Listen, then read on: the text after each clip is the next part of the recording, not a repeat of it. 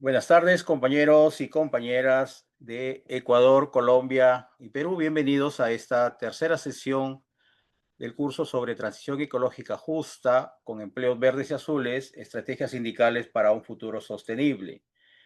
En esta tercera sesión se va a desarrollar el tema de estrategias sindicales para la promoción y generación de empleos verdes y azules y será liderada, como en las dos sesiones anteriores, por el profesor Carlos Granados de la CUT Colombia. Profesor Granado, lo dejo con el uso de la palabra.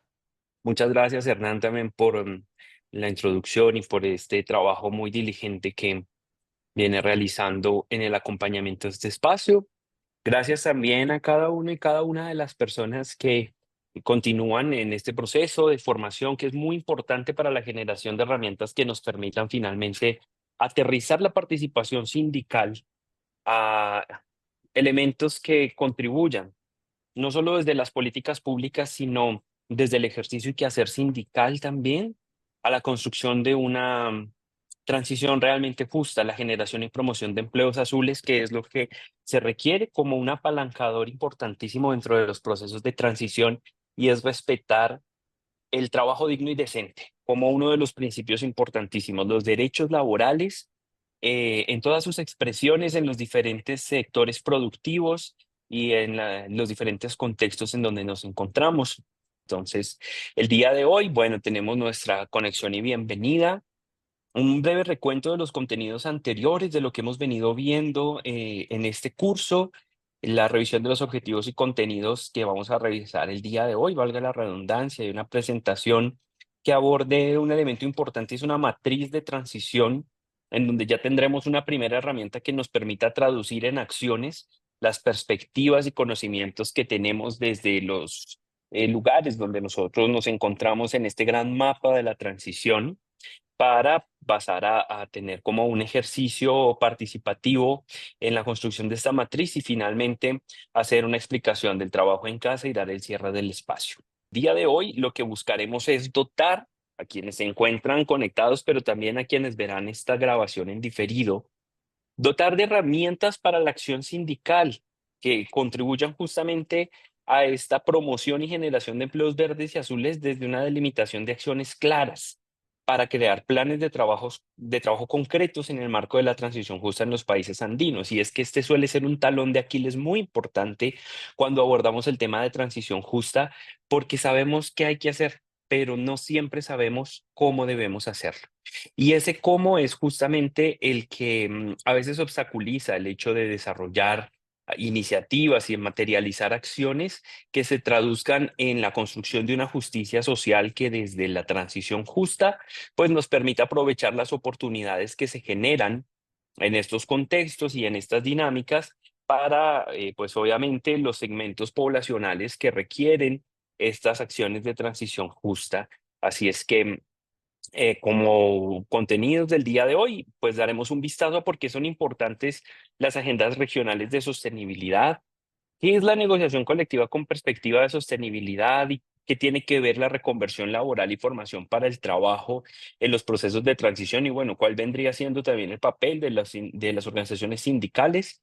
Daremos una mirada a la matriz de transición como una metodología para la generación de acciones estratégicas y finalmente hablar sobre la divulgación. Ahorita las redes sociales están muy en boga y generalmente solemos compartir mucha información en redes sociales, incluyendo el WhatsApp también como una red social muy importante, pero no siempre esta información es útil. A veces uno lo ve más como por recreación, por diversión y por muchas otras razones genera contenido. Entonces, qué bueno sería también crear un par de herramientas de difusión que contribuyan a que la gente sepa qué es esto de la transición justa, a qué se refiere los empleos verdes, por qué es importante el papel de los sindicatos en estas dinámicas. Entonces, para empezar, quisiera abrir un espacio para que podamos conversar un poquito sobre los contenidos anteriores que hemos abordado, para hacer un pequeño recuento sobre lo que hemos visto en estos espacios. Recordemos que iniciamos abordando, bueno, qué es una transición justa.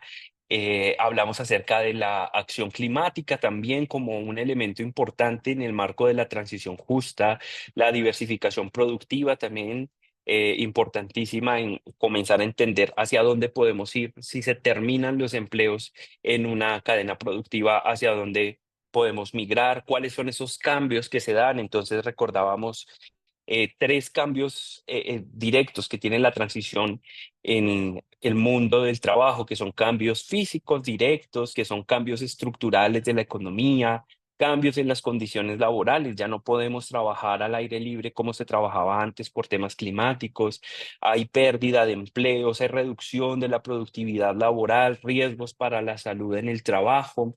Entonces, allí es que el papel sindical juega un rol muy importante porque es el que nos permite acceder a los derechos. Entonces, yo quisiera escucharles a una o dos personas esta noche antes de ya entrar de lleno en los contenidos del día de hoy. De estas sesiones anteriores, ¿qué concepto, qué idea, qué propuesta les parece a ustedes que es interesante y que pueda ser útil en un proceso de transición justa y que sea cercana también, ¿no? No solamente como concepto allá arriba, abstracto, sino cómo podemos nosotros tomar un elemento como el enfoque territorial, como el enfoque diferencial, para hacer más justas las transiciones? Quisiera preguntarle a Manuel Arias, si está por aquí, Manuel. Hola, ¿qué tal? Buenas. ¿Cómo está, Manuel? Buenas noches. De lo que nosotros Bueno, hemos visto en las dos sesiones anteriores, algo que usted recuerde particularmente, que le llame la atención y que diga, esto puede servir, esto puede ser útil. lo que me llamó la atención, eh, fomentar ideas eficientes para impulsar la energía, perdón, la energía limpia, que ayuden a impulsar estos objetivos que nosotros planteamos o planteemos a Ujú. futuro. Sería bueno encontrar mecanismos que nos ayuden a mejorar estas ideas, ¿no? Perfecto, muy bien, muchísimas gracias, Manuel. Justamente eso, ya tenemos ideas, pero cómo mejorarlas, cómo articularlas, eso es un elemento importante. Quisiera preguntarle a Sara Hidrobo, desde su perspectiva de mujer y de mujer en el mundo sindical y de mujer trabajadora, mujer latinoamericana. Sara, ¿por qué consideras que es importante tener un enfoque de género? Pues el enfoque de género es muy importante ante la sociedad, ¿no? Porque Ujú, puede ser de que las mujeres en la actualidad, en algunas partes, no en todas, discriminan mucho lo que es el trabajo de la mujer. ujú, Siempre está como por debajo del trabajo del hombre. Y es ujú, muy importante porque las mujeres, a pesar de todo, hemos creado como ese empoderamiento en cuanto a nuestro trabajo, a nuestras tareas, tanto como en casa como por fuera de ella. Y creo ajá, que muchas veces las perspectivas de las mujeres son como más, ¿cómo le digo? Como más empoderadas hacia nosotros y con el ujú, cariño y el amor que nosotros las realizamos. ujú. Perfecto, muy bien, muchísimas gracias. Gracias. Entonces, justamente eso que acaba de mencionar la compañera es muy importante y es que cada uno de nosotros puede aportar cosas diferentes y desde esas cosas diferentes podemos tener unas perspectivas diferentes que nos permitan tener acciones más adecuadas a los contextos específicos. Y entonces allí la pregunta, ¿no? ¿Por qué son importantes las agendas regionales de sostenibilidad?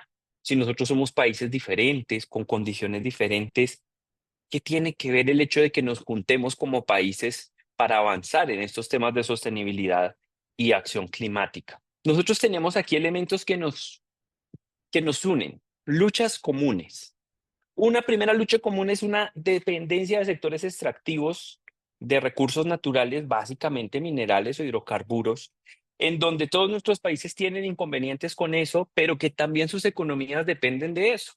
Algo que solemos hablar mucho es que el mundo no necesita, por ejemplo, nuestro petróleo, porque si quitáramos de todo el mercado mundial el petróleo de Colombia o si quitáramos el petróleo de Ecuador o el petróleo de Perú, realmente no es que se vaya a caer el mercado petrolífero a nivel mundial, pero sí las economías locales van a verse muy afectadas porque el mundo no necesita nuestro petróleo, pero nosotros sí necesitamos comercializar ese petróleo en los mercados mundiales. Lo mismo pasa con el carbón. En Colombia, por ejemplo, más del 95% del carbón mineral se exporta.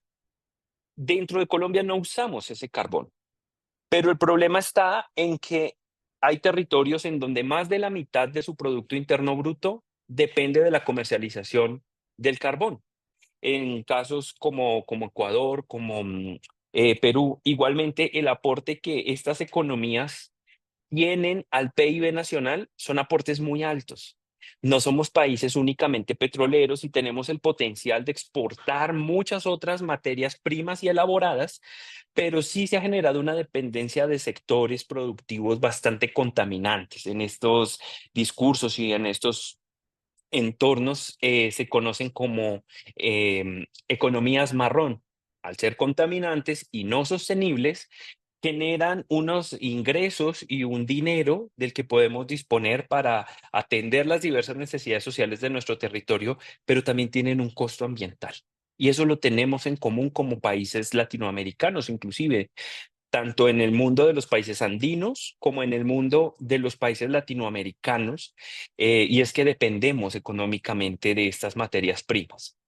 Y la explotación descuidada y exacerbada de estas materias primas no solamente ha generado unos daños en los ecosistemas muy importantes, sino que ha traído unas desigualdades territoriales y sociales que están atravesadas por niveles de pobreza muy importantes, y eso a su vez no permite el acceso a servicios o infraestructura. Entonces, yo no sé si ustedes han podido ver que en lugares en donde hay una gran riqueza de recursos, particularmente de este tipo, no quiere decir que la gente que vive en esos lugares tenga mucho dinero. ¿A qué me refiero? Si hay una empresa que se dedica a la explotación petrolera, no quiere decir que donde está la empresa explotando petróleo, toda la gente tiene mucho dinero, tiene acceso a hospitales, a escuelas. El acceso es desigual, porque la repartición de los réditos y de las ganancias que se obtienen de estos mercados también es desigual. Entonces, es mucho dinero que se queda en los bolsillos de pocos.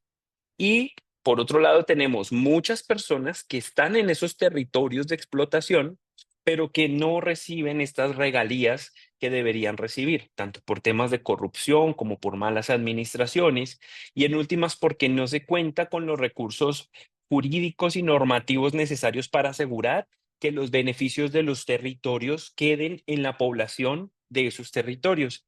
Y finalmente tenemos territorios ricos con poblaciones pobres. Esta desigualdad, estos amplios niveles de pobreza, traen también un elemento muy importante, y son unos altos índices de informalidad laboral. Porque si yo no logro entrar a trabajar en la empresa que está explotando este recurso, pues entonces yo trato de insertarme indirectamente en esas economías. Entonces, si hay un pozo petrolero, yo sé que las personas que están allá dentro de ese pozo tienen cierta capacidad económica, entonces yo voy a tratar de venderles algo. Entonces puedo venderles comidas, puedo venderles ropa, puedo vender servicios, por ejemplo. Y esta forma de insertarse en estas economías siempre parte de unos mercados laborales informales, mercados laborales que además están marcados también por una pertenencia étnica, por una pertenencia de género, por juventudes. Entonces vemos ahí como también muchas veces quienes acceden a las condiciones formales de explotación y productividad suelen ser grupos poblacionales mayormente masculinizados, porque son acciones, actividades de explotación mayormente, ampliamente masculinizadas. Entonces, por ejemplo, en una mina, aquí en algún diálogo que hicimos en territorio, decían que inclusive que una mujer entra a una mina es de mala suerte. Entonces, ¿qué pasa? Ninguna mujer trabaja en la mina adentro porque puede ser de mala suerte y se cae la mina, porque no es superficial, sino subterráneo. Pero por otro lado, tenemos que en la minería ilegal, en la minería informal, el 75% de personas que trabajan allí son mujeres. Entonces, ¿qué pasa? Las mujeres se están poniendo trabajo, pero no están obteniendo beneficios, porque se vinculan a las economías extractivistas y de explotación desde mercados informales de trabajo, desde el comercio informal de estas materias primas, y finalmente eso genera unas asimetrías, tanto de las personas que se quedan con los grandes ingresos que generan estas iniciativas de explotación frente a los pocos ingresos que tienen los trabajadores, pero aún si hacemos una mirada más de cerca, aún los mismos trabajadores cuyas economías dependen de la extracción no están en la misma posición porque hay unos trabajadores con condiciones formales de trabajo, con protección social, con acceso a derechos laborales, y hay otros trabajadores y trabajadoras que no tienen acceso a sus beneficios, pero su economía también depende de este extractivismo. Y eso no es algo que pase solo en un país, es la dinámica de explotación a lo largo de diferentes países.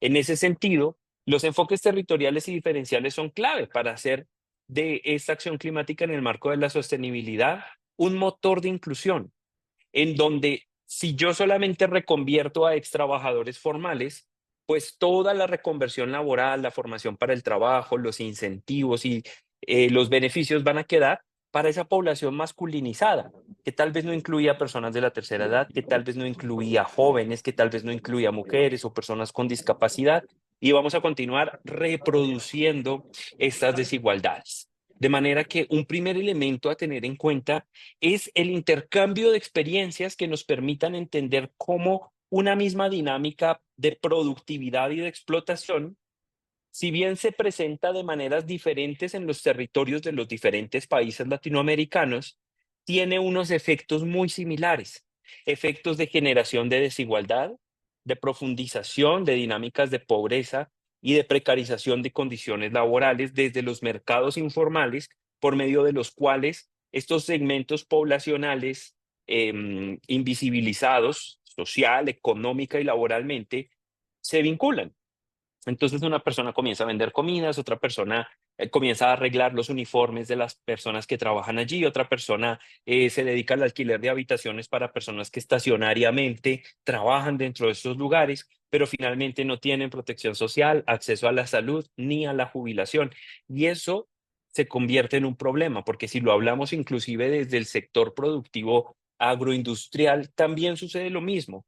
Hay muchos sectores productivos, por ejemplo, como el tema del café, el tema de la caña de azúcar. El café tal vez está hay un poco más de mixturas de hombres y mujeres, pero finalmente la dinámica resulta en lo mismo. Hombres, hombres adultos teniendo mayores facilidades de acceso y mujeres jóvenes o personas de la tercera edad o con discapacidad sin condiciones de acceso a la formalidad laboral. Y esto es un reto que traspasa fronteras y son dinámicas de desigualdad y de exclusión que no reconocen esta división entre un país y otro, sino que se expresan desde las formas de explotación y el capital. De la misma manera, en muchos territorios que puede que ni siquiera estén en el mismo país.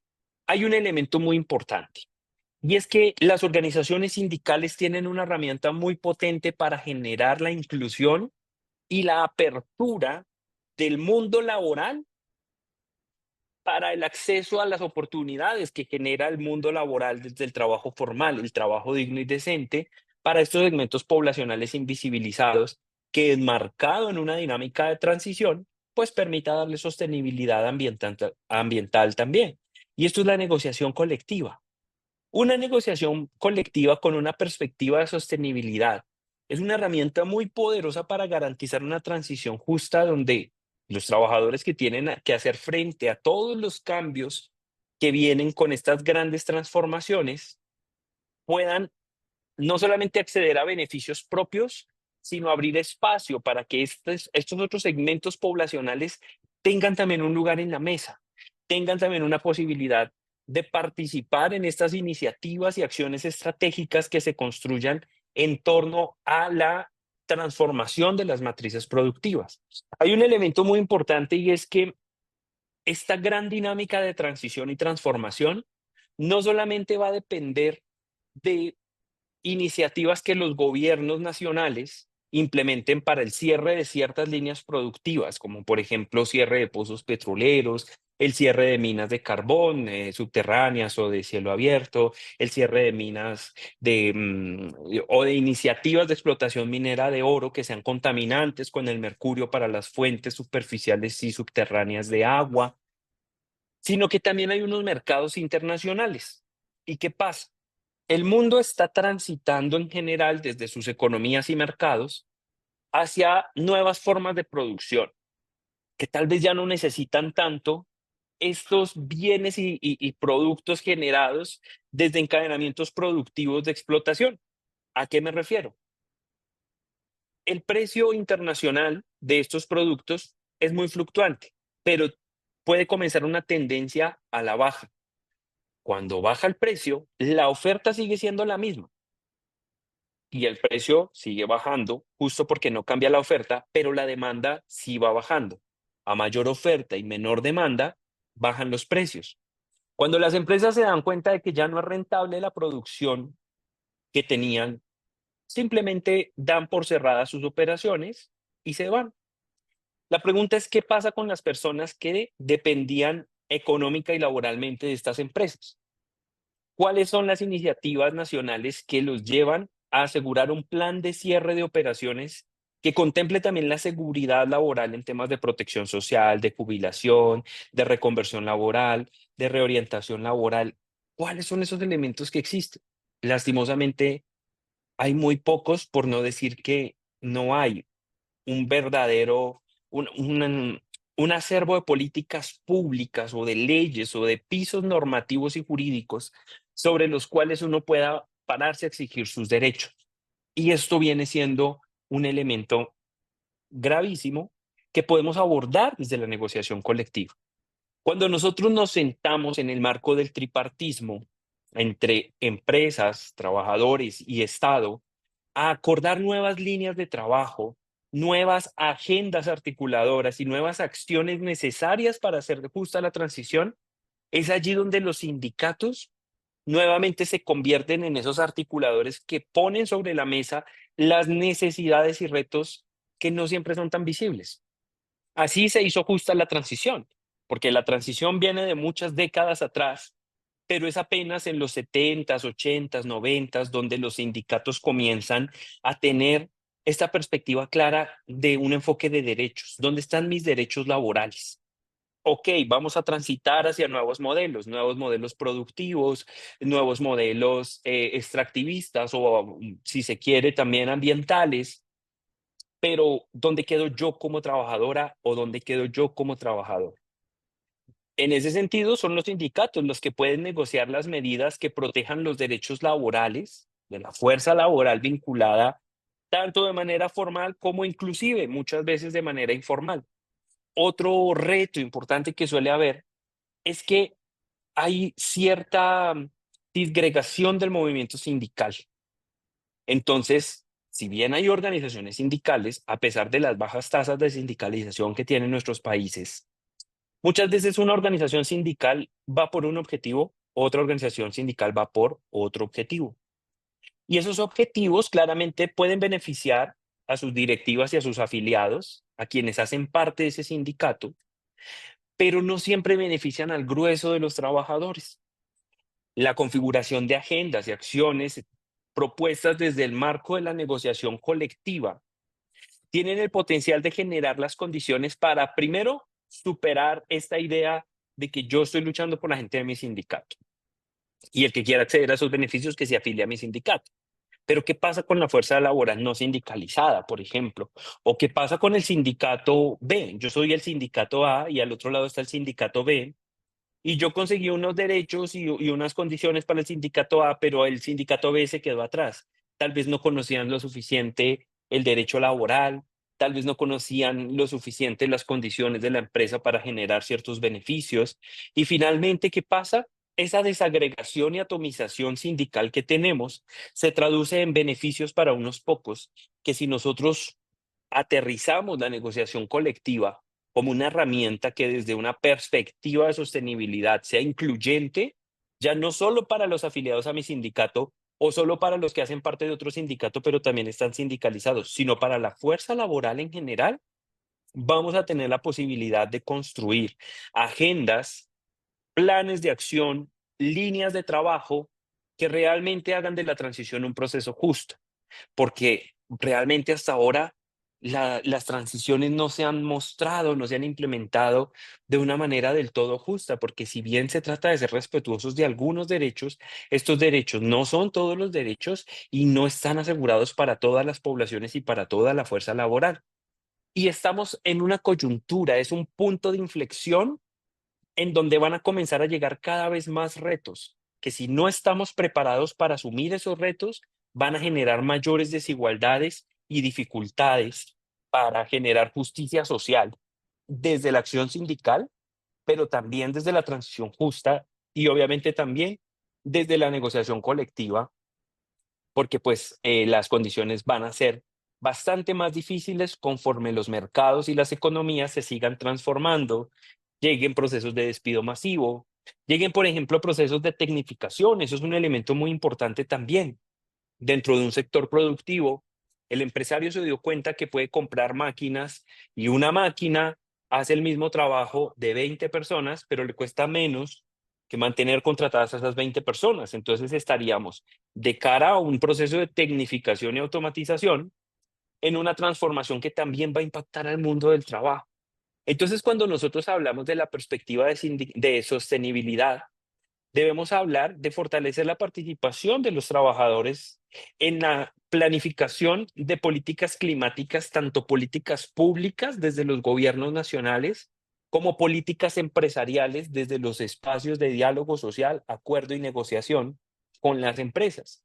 Y esto debe buscar elementos que permitan asegurar que los intereses y conocimientos que tiene la fuerza laboral sean considerados también en estos espacios como una forma de gobernanza, en donde ya no sea solamente la empresa que viene y me dice qué quieren hacer, pero yo realmente no participé en la construcción de esas iniciativas, ni tengo idea de cómo se va a implementar, simplemente a mí me comunicaron eso, pero eso lo podemos cambiar por una participación activa que ponga sobre la mesa necesidades sindicales claras, que desde el fortalecimiento de las capacidades de las organizaciones sindicales permita ampliar la perspectiva de sostenibilidad para beneficios también hacia la fuerza laboral no sindicalizada, esos trabajadores que no están organizados, pero el primer paso que debemos dar para lograr esto es una articulación intersindical.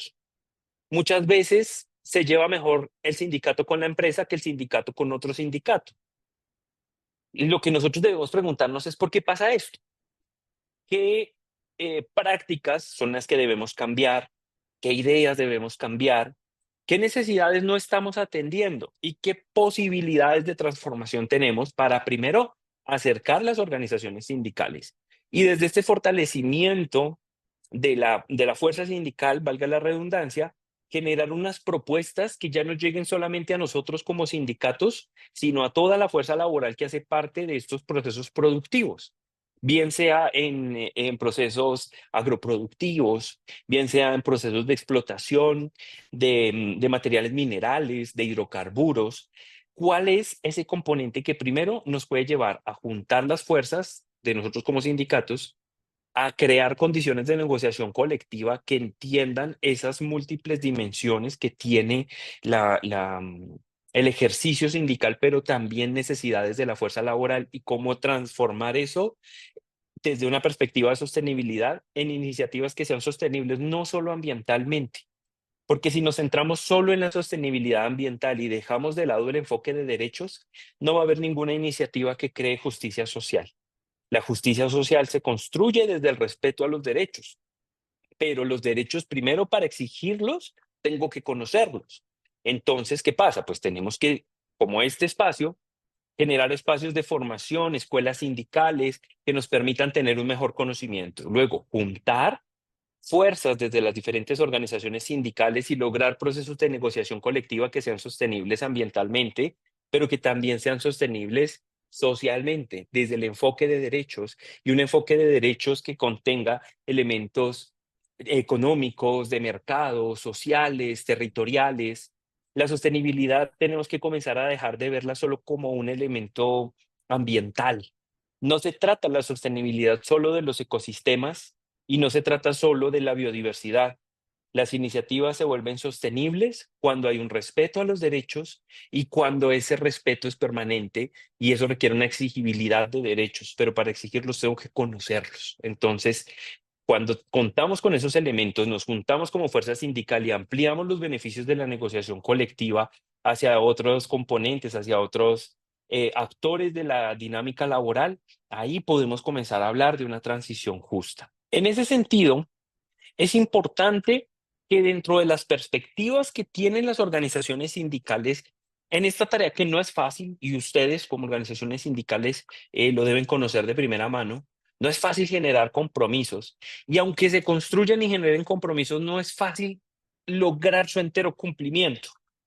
Pero justamente es por eso que se necesita una mayor unidad desde la organización sindical para que esta unidad permita generar unos compromisos en las empresas en donde justamente sean ellas las que adopten prácticas sostenibles dentro del ámbito laboral, que vuelva a lo mismo, sostenibilidad tanto en el campo ambiental, con la gestión de residuos, con una correcta disposición de los insumos como la electricidad, como los hidrocarburos, como todas estas materias primas para la generación de productos, pero también en materia de derechos, que sea sostenible socialmente y que se distingan y se identifiquen los derechos básicos y fundamentales del trabajo, pero que además se entienda que estas grandes transformaciones que estamos viviendo requieren el reconocimiento de nuevos derechos en el marco de esos derechos que ya existen. Hablamos que hay vectores, por ejemplo, de transmisión de enfermedades a raíz del cambio climático, que tal vez antes no existían, pero que hoy se necesita una protección frente a a estos potenciales de generar enfermedades laborales o afectaciones a la salud que se desprenden de la actividad productiva a la que nos dedicamos. Entonces, son esos elementos de sostenibilidad desde los derechos que también deben incorporar las empresas. En ese sentido, la negociación colectiva se convierte en una herramienta que es estratégica para alinear los objetivos ambientales con las dinámicas productivas que no pasan solo por la transformación de materias primas, sino también por derechos laborales de la fuerza laboral vinculada en ese proceso de transformación de la materia prima y de generación de productos, para que finalmente todos estos elementos puedan contribuir de manera clara a la equidad y a la justicia social, tanto desde los sindicatos y las organizaciones sindicales como para los trabajadores y trabajadoras que no hacen parte de una organización sindical, pero que sí hacen parte de una empresa, que sí hacen parte de una industria, que sí hacen parte de un encadenamiento productivo. Y esto claramente debe incluir enfoques diferenciales y de géneros, particularmente en contextos vulnerables.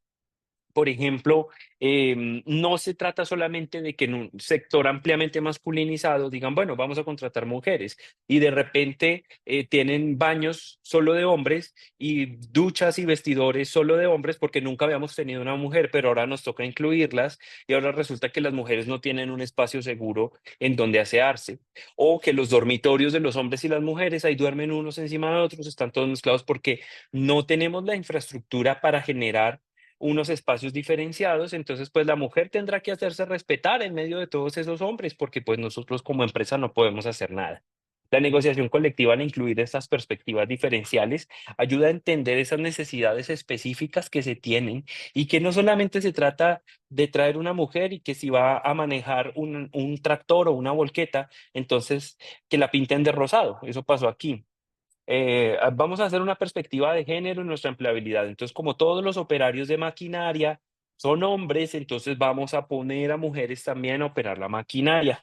Y resulta que las maquinarias operadas por mujeres las pintaron de rosado porque les pareció muy incluyente que las máquinas de las mujeres sean de color rosado.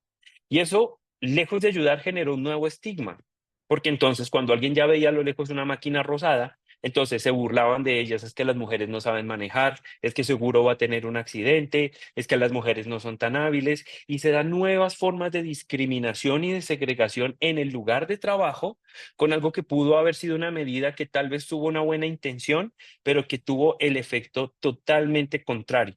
Y eso quiere decir que no tiene una sostenibilidad social desde los derechos.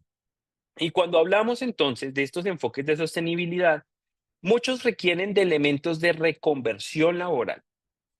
La reconversión laboral es un tema del que muchos he hablado, de que a veces se conversa, de que uno escucha ciertas ideas que suelen tener las personas, pero yo quisiera preguntarle a ustedes qué entienden por reconversión laboral, o si tal vez nunca habían escuchado el término de reconversión laboral. No sé, preguntémosle aquí a Carlos Aguas, compañero. ¿Usted ha escuchado ese término de reconversión laboral o qué le viene a la cabeza cuando escucha la reconversión laboral? Primero Héctor y luego volvemos con Carlos. ¿Qué le viene a la cabeza a Héctor con el término de reconversión laboral? Buenas noches. Cuando se habla de reconversión laboral es cuando un trabajador ha conseguido capacitarse, tiene nuevas habilidades, tiene nuevas estrategias y la empresa surge un cambio. Entonces, en ese cambio que se da en la empresa, él puede reconvertir ese cargo que traía, X cargo, secretario, no sé qué, pero las habilidades le dan para ser contador, entonces puede llegar a ser contador. Aquí se ha hecho mucho en el magisterio, ¿no? La reconversión de cargos que pasan de la parte de directores rurales a ser coordinadores en el sector urbano. Entonces se reconvierten de muchos que venían como directores rurales y llegaron ahorita en la reconversión de cargos a ser rectores de instituciones educativas. Ya Ujú. tienen otros títulos, tienen habilidades, muestran desde luego una capacidad grande para el manejo de personal, que es lo más importante, ¿no? Y los Perfecto. conocimientos, desde luego, los conocimientos. Perfecto, muchísimas gracias. Ahí tenemos un primer elemento clave que acabamos de mencionar, es conocimientos. Ese es fundamental. Ahora sí, Carlos, le escuchamos. ¿Qué le viene a usted Mm, a la cabeza cuando hablamos de reconversión laboral? Buenas noches, compañero. Para mí, primera vez esa palabra que escucho, porque la Ujú. verdad doy gracias a Dios y hasta que nos está dando estos estudios para poder aprender un poco y usted que nos está guiando, entonces aprendiendo recién. Entonces le escucho al compañero ahorita qué es lo que es, pero yo primera vez que escucho esas palabras. Perfecto, muchísimas gracias, mi estimado Carlos. Entonces ahí nos damos cuenta que aún dentro del mundo sindical tenemos ciertas diferencias de conocimiento y ahí viene la importancia del apoyo mutuo entre organizaciones sindicales y agendas como esta, que es el proceso de formación que tenemos desde el programa en diferentes países andinos, de apoyarnos mutuamente desde el movimiento sindical para mejorar los conocimientos que tenemos y para fortalecerlos. En ese sentido, para hablar un poco más de reconversión laboral, es importante partir de la palabra, reconvertir, transformar. Entonces, ¿a qué hace referencia esto? A cambiar.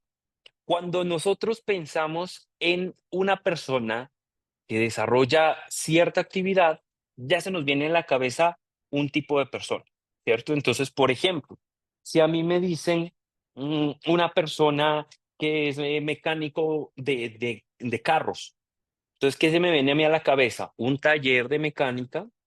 Se me viene una persona que tal vez tenga en las manos aceite o gasolina o de esos líquidos de lubricación para los carros. em, y que siempre está trabajando como en el piso, ¿no? Entonces uno le toca acostarse debajo del carro, estarlo viendo por diferentes partes, entonces se ensucia y todo esto. ¿Eso qué pasa? Es un preconcepto. Es una noción que parte de un conocimiento que yo tengo sobre cierto sector. Cuando hablamos de reconvertir, es cambiar esas ideas iniciales hacia nuevas ideas, cambiar los conocimientos iniciales hacia nuevos conocimientos. Entonces, cuando nosotros hablamos de reconvertir laboralmente, si nos quedamos con el ejemplo del mecánico de motores, un mecánico dice, pues yo toda la vida trabajé como mecánico de motores a diésel, de automóviles de carga. Entonces, pues él conoce muy bien el funcionamiento del motor, cómo se transmite la fuerza hacia las llantas, cómo es el sistema de frenado, el sistema de cambios, que es muy diferente de un motor a diésel que de un motor a gasolina. Él ya tiene un conocimiento, ya tiene esa prenoción. Al reconvertir laboralmente es generar ese proceso de formación o capacitación que necesita esta persona para que aprovechemos al máximo el conocimiento que ya tiene, pero lo orientemos hacia un nuevo sector. Entonces, como se están electrificando todos los carros y ahora todos los carros quieren ser eléctricos y que la sostenibilidad de los eléctricos, esos carros tienen un motor diferente que ya no es a combustión, sino eléctrico y que necesita unas baterías y que necesita unos sistemas diferentes. Pero en esencia sigue siendo un carro, sigue teniendo ruedas, sigue teniendo un motor, sigue teniendo asientos. La reconversión laboral es el proceso de aprovechar los conocimientos de la persona para que a pesar de que tenga que orientarse hacia un nuevo sector productivo, cuente con los conocimientos y herramientas necesarias para no quedarse sin trabajo, sino que pueda continuar trabajando por medio de elementos como la formación para el trabajo. Por ejemplo, una persona que tal vez, vámonos mucho más atrás en el tiempo, las personas que les tocaba arar mecánicamente la tierra, que cogían su arado y le amarraban 2 bueyes o 2 mulas, 2 caballos y comenzaban a arar con ese instrumento, con el arado. Y de repente alguien dice, no, ya no vamos a arar así porque es muy demorado, es poco productivo y requiere mucho esfuerzo. Me compré esta máquina y es un tractor. La reconversión laboral, en este caso, sería esa persona que antes manejaba el arado con 2 bueyes o con 2 mulas, aprende a manejar el tractor. Entonces, la persona conoce la tierra, conoce los tiempos de la tierra, conoce técnicas de sembrado, pero ya no lo va a hacer como antes, lo va a hacer de una nueva forma. Y esa nueva forma requiere nuevos conocimientos. Entonces, esos conocimientos los tenemos estudiando en la formación para el trabajo, en la certificación por competencias. ¿De qué se trata esto de certificar por competencias? Muchas veces hay gente que no fue nunca a un instituto técnico o tecnológico, pero que es muy buena haciendo algo. Por ejemplo, maestros carpinteros en tema de metalmecánica, que nunca fueron a un instituto, nunca tuvieron un proceso de formación formal, no tienen un diploma, pero saben hacer muchas cosas. La certificación por competencias lo que hace es mirar usted qué sabe hacer y eso a qué es equivalente desde la formación. Entonces, usted sabe en el tema de metalmecánica, sabe soldadura, sabe utilizar herramientas, sabe los diferentes tipos de metales que puede usar para los diferentes tipos de infraestructuras que tiene que construir. Entonces, ¿qué hago? Yo lo certifico y digo, sí, este señor es un maestro en metalmecánica porque tiene esos conocimientos. Es otra herramienta de reconversión laboral, reconocer aprendizajes previos. Y todos estos elementos tienen que estar encaminados hacia posibilidades reales de trabajo.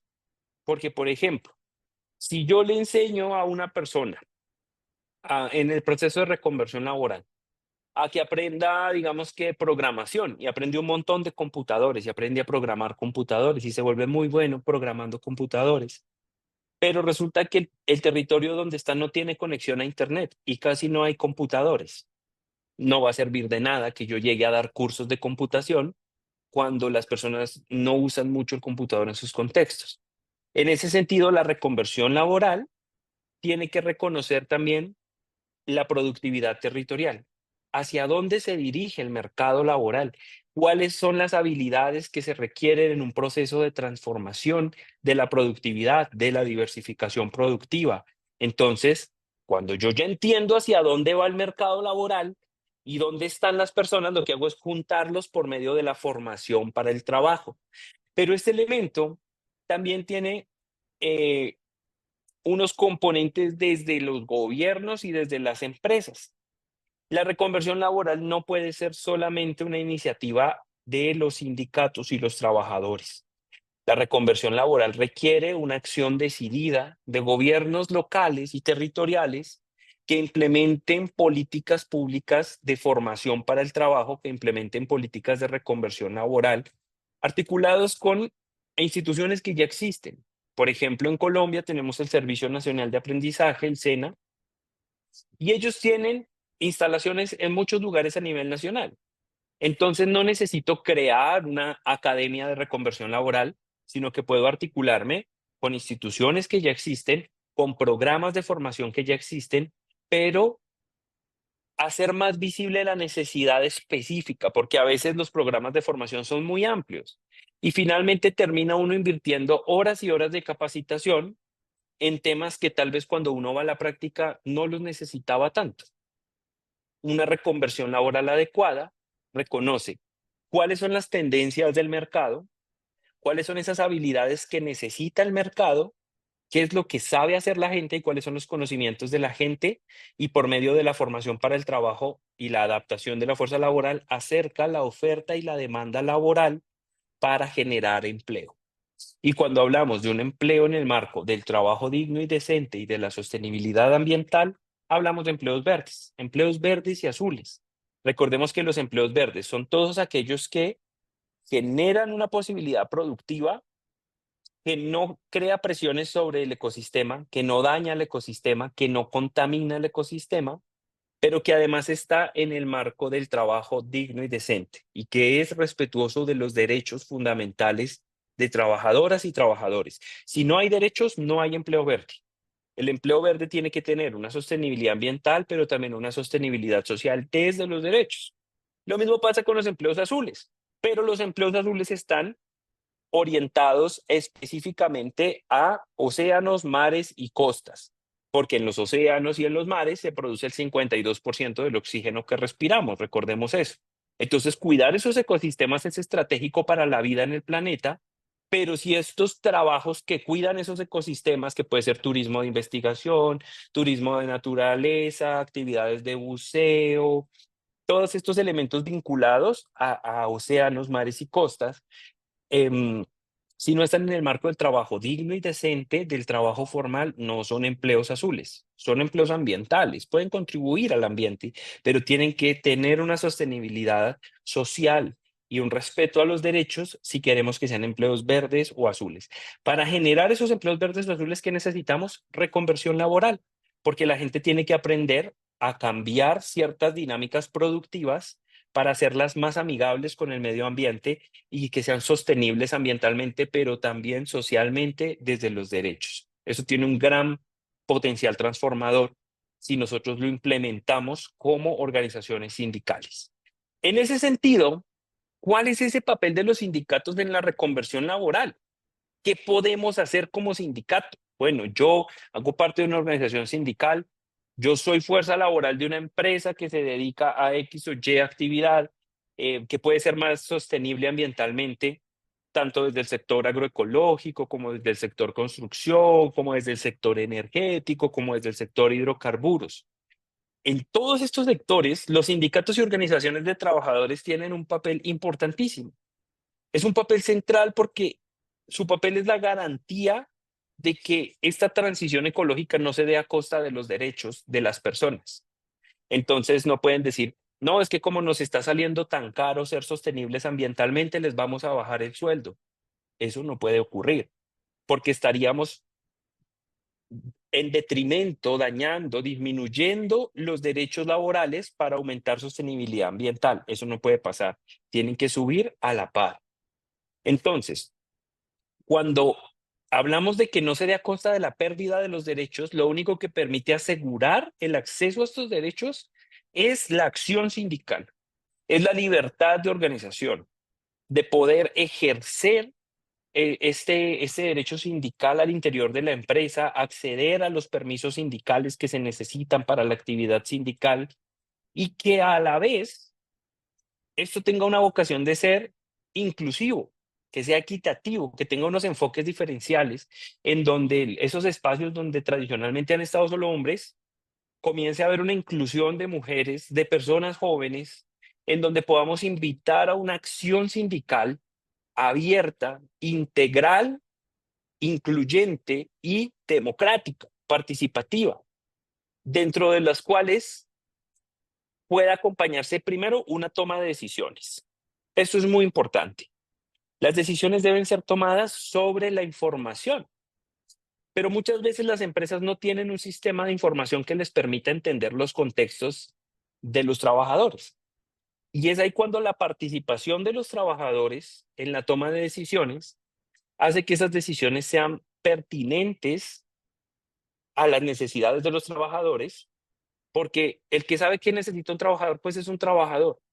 Muchas veces los directivos de las empresas toman decisiones que afectan a un montón de gente, pero ellos ni siquiera sabían que iban a afectar a ese montón de gente porque no conocen la dinámica productiva de su propia empresa.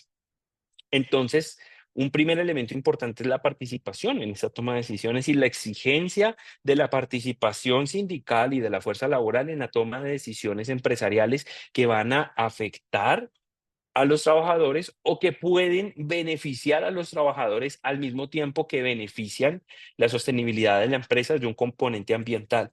Pero recordemos que no hay sostenibilidad si solamente pensamos en lo ambiental, sino que también tenemos que pensar en una sostenibilidad social de derechos. El acceso a los derechos es lo que da la sostenibilidad. No hay sostenibilidad sin derechos. Y una vez se logran estos procesos de concertación y de generación de derechos y de respeto a los derechos para la fuerza laboral, es importante tener acciones de defensa de esos derechos. Pero como les decía en un principio, si yo no conozco mis derechos, no los puedo defender. De manera que un elemento importante es cuál es la relación que tienen las directivas sindicales con las bases sindicales. Porque a veces los directivos de los sindicatos se sientan a la mesa a negociar con las empresas y toman decisiones que las bases sindicales no conocen. Y esta falta de comunicación hace que haya un desentendimiento y una poca sensación de pertenencia al movimiento sindical. Porque siento que fueron 2 o 3 directivos sentados en la mesa que tomaron decisiones, pero a mí nunca me consultaron, conmigo nunca hablaron. Y resulta que yo también tenía cosas por decir, a pesar de que no soy directivo. Entonces, un elemento importante es esa comunicación directa, integrada y transparente que fortalezca el movimiento sindical y que las directivas procuren espacios de formación, de capacitación y de acompañamiento para las bases sindicales y de manera que todos conocen sus derechos y todos pueden actuar desde el movimiento sindical en el reconocimiento y respeto de sus derechos como trabajadores, que además puede estar transversado por el impulso de la formación profesional como un elemento importante, por ejemplo, en donde podamos nosotros decir, bueno, vamos a apoyar a nuestros trabajadores para que puedan estudiar, para que puedan formarse, si es el caso, para que puedan reconvertirse laboralmente y que desde la formación para el trabajo, como nos mencionaba el compañero anteriormente, puedan comenzar a ascender. Entonces, llevo 20 años aquí en la empresa, pero todos los 20 años he tenido el mismo cargo. Eso no genera ningún tipo de sensación de pertenencia y acompañamiento a la empresa o al sindicato y a los objetivos que se establecen. Pero cuando yo acompaño a las personas a crecer conjuntamente, a formarse, a crecer profesionalmente y que de repente quien empezó siendo parte de las bases sindicales, luego fue creciendo, estudió, se volvió líder sindical, pero también tuvo una ascensión en el trabajo, accedió a mejores cargos, a mejores remuneraciones y luchó por el trabajo de esas bases sindicales, esos elementos generan confianza y pertenencia en los procesos que permiten fortalecer el ejercicio sindical, pero al mismo tiempo permiten transformar las condiciones laborales para todos los trabajadores y para todas las trabajadoras. Y esto tiene que pasar por procesos también de conocimientos en derecho laboral y en este marco de transición justa y sostenibilidad, una sensibilización y educación ambiental. Porque muchas veces nosotros pensamos, y vuelvo a lo mismo que decía en la sesión pasada, que lo sostenible y lo ambiental está por allá lejos, en las zonas rurales y en los lugares apartados, pero aquí en la ciudad yo no tengo cómo implementar eso, o yo no entiendo muy bien cómo se hace la transición justa desde las zonas urbanas. Esto, en principio, tiene que partir por un proceso de formación. La formación nos va a dar herramientas de análisis. Ese análisis tiene que llevarnos a crear acciones que se conviertan en un aporte del quehacer sindical en los espacios de negociación, en los espacios de encuentro, en los espacios de diálogo. Pero un elemento un poco difícil es aterrizar las ideas y los conceptos a acciones concretas. Y es justamente por eso que quiero abordar el día de hoy una metodología que puede darnos luces en este proceso. Siguiente, por favor. En ese sentido, podemos trabajar una matriz muy sencilla. Es una matriz que tiene 4 componentes, pero que esos componentes se derivan en acciones específicas y cuando ya tenemos acciones, ya tenemos también unas herramientas de conocimiento y unas propuestas muy importantes con las que podemos llegar a poner sobre la mesa de negociación elementos clave que desde la sostenibilidad ambiental y la sostenibilidad social de derechos nos permitan crear rutas de trabajo que permitan una transición realmente justa en el marco de los trabajos de los empleos verdes y azules, que tengan estos dos elementos de sostenibilidad. Nosotros ya habíamos visto esta primera parte y de hecho hicimos un ejercicio en donde identificamos necesidades y oportunidades. Una necesidad es una carencia presente, actual, algo que se requiere hoy, en el presente, en donde en contextos territoriales específicos hay ciertas dificultades que no nos permiten el acceso a los derechos, pero que tampoco están permitiendo la sostenibilidad ambiental. Pero no todos son solamente carencias o necesidades, a pesar de que puede haber muchas y que muchas veces las reconocemos. La parte difícil del ejercicio es reconocer las oportunidades. ¿Cuáles de esas cosas con las que contamos hoy día pueden ayudarnos a mejorar la situación? Pueden ser conocimientos, pueden ser capacidades, pueden ser recursos que hoy disponemos de ellos y que pueden ayudarnos a responder a la necesidad. Entonces, por un lado tenemos carencias y necesidades y por otro tenemos oportunidades. Y cuando hacemos ese cruce de necesidades y oportunidades, podemos comenzar a pensar en acciones al corto plazo que deben realizarse en menos de un año, que son acciones que nos van a permitir contar con las condiciones necesarias para una sostenibilidad ambiental y social en el marco de procesos productivos locales. Por otro lado, tenemos esos elementos al futuro. Los que estamos hablando son elementos del presente, lo que yo necesito hoy y qué puedo aprovechar hoy. Cuando nosotros prevemos el futuro, comenzamos a imaginarnos cuáles son los retos que tal vez inclusive hoy no existen, pero que se van a dar. ¿Cuáles son esas brechas o barreras que van a surgir en el mediano o largo plazo en un proceso de transición que no permiten que esa transición sea justa? Entonces, por ejemplo, la falta de acceso a educación puede ser un elemento en donde si bien ahorita, en donde yo me estoy desenvolviendo como trabajador, no se necesitan muchos conocimientos técnicos, pero de repente se transforma la empresa, yo voy a necesitar un proceso de formación para el futuro, para que cuando la empresa se transforme, yo no me quede atrás, ni me quede sin empleo, sino que pueda seguir haciendo parte de la empresa y de ese sector productivo porque tengo los conocimientos técnicos necesarios para continuar haciendo parte de ese proceso. Y además de esos retos que tal vez hoy no están presentes, pero probablemente surjan en el futuro, también hay otro elemento, y es la potencialidad. ¿Qué puede que al futuro surja que yo pueda aprovechar? Que pueden ser también conocimientos, capacidades o recursos que yo no tengo hoy, pero que si comienzo a trabajar desde hoy, voy a tenerlos en el futuro. Entonces, cuando surja el reto en el futuro, si yo trabajo y aprovecho esas potencialidades desde hoy, voy a poder enfrentar ese reto futuro con las potencialidades que aproveche a futuro. Y cuando entrecruzamos los retos y potencialidades, podemos identificar acciones al mediano plazo, que ya no se hagan en un año, puedan tomar 2 años, 3 años, 4 años, tal vez 5 años. Ustedes se preguntarán, ¿por qué no hablamos de acciones a largo plazo, solamente al corto y a mediano plazo? Resulta que no existe un solo proceso de transición justa que sea 100% exitoso en el mundo. Que nos digan, ¿saben qué? Lo que hicimos fue, número 1 esto, número 2 esto, número 3 esto. Si ustedes hacen eso, les aseguramos que van a tener éxito en su transición. No existe porque las transiciones no son procesos cortos. Una transición puede durar 10, 15, 20, 30 años, pero en ese lapso de tiempo las condiciones cambian mucho. Yo no sé si ustedes se acuerdan, por ejemplo, lo que era la tecnología hace unos 20 años. No nos vayamos muy lejos, el año 2000, 2003, 2005.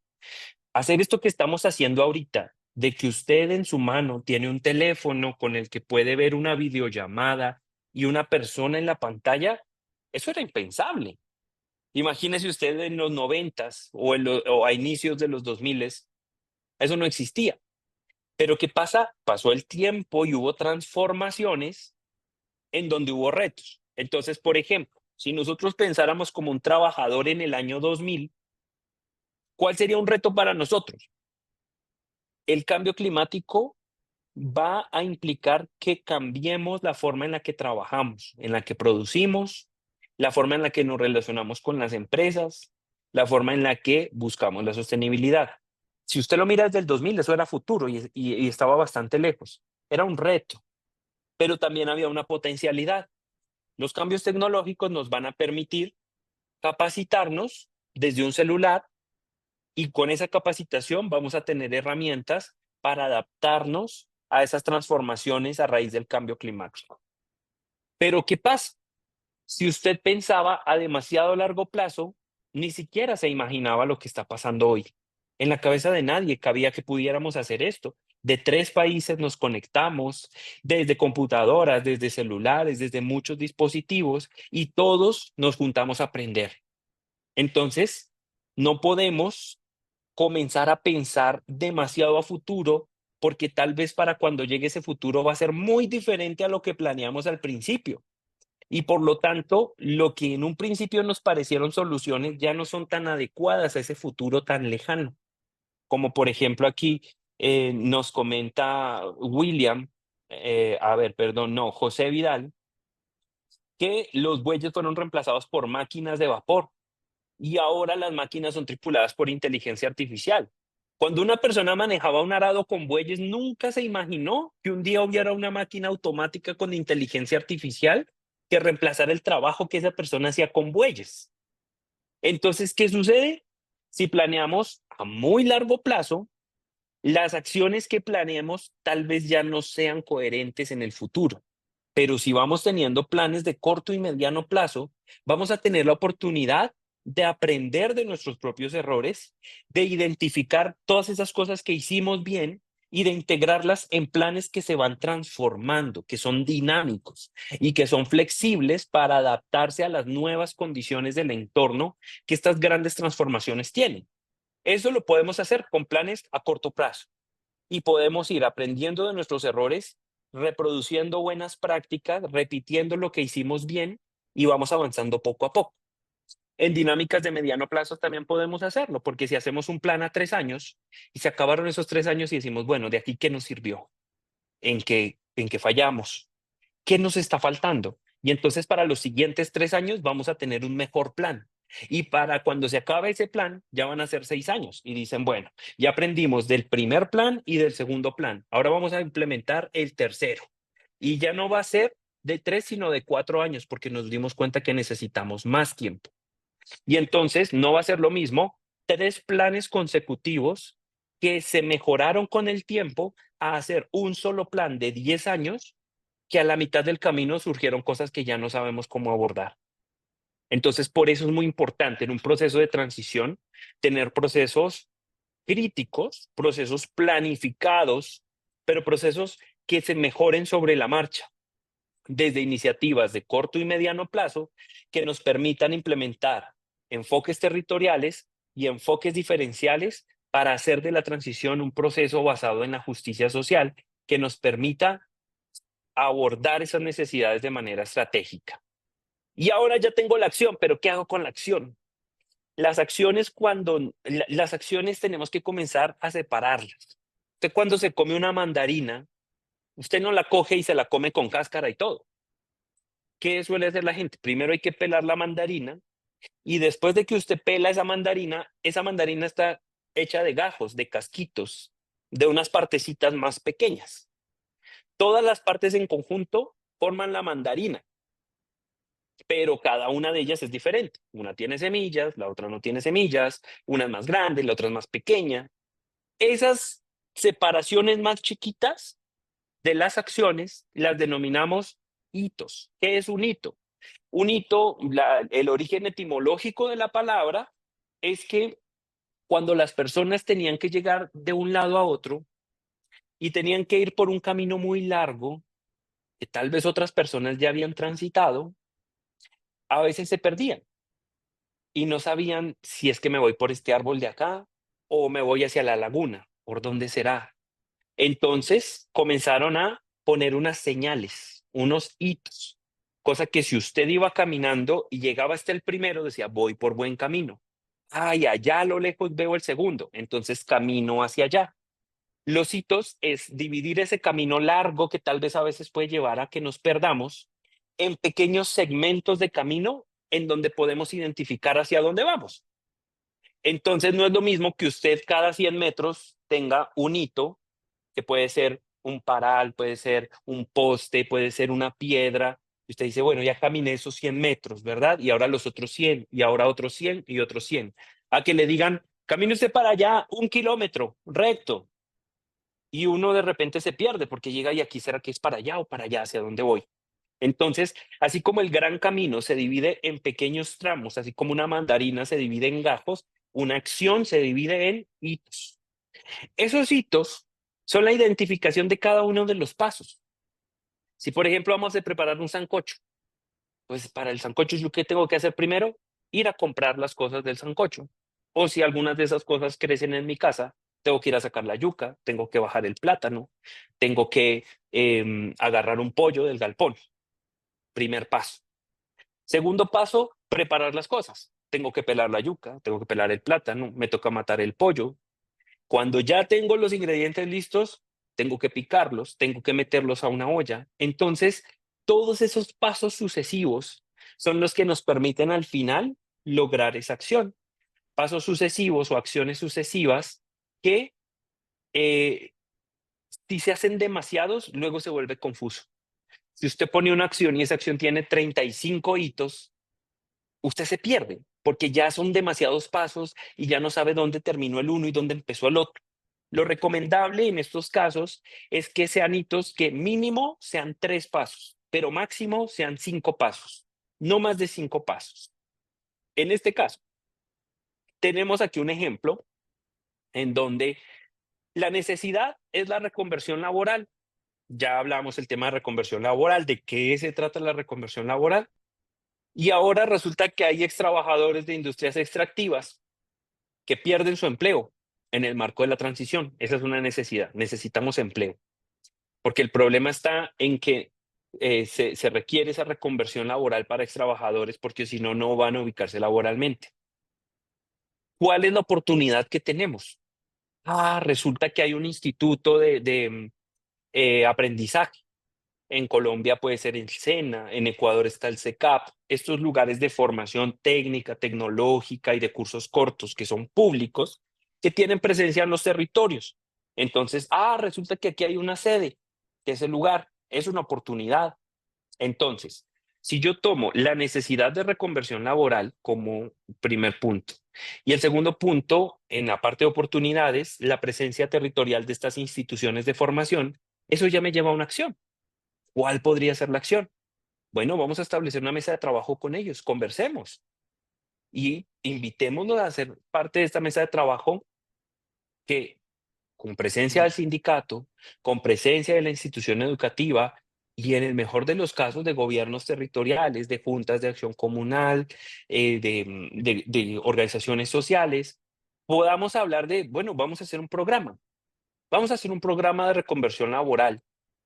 ¿Pero en qué? Bueno, para generar empleo resulta que lo que se está haciendo aquí es poner energías alternativas. Entonces, vamos a instalar una mesa para crear un programa de empleo para la instalación y mantenimiento de infraestructuras de generación de energías de fuentes alternativas renovables.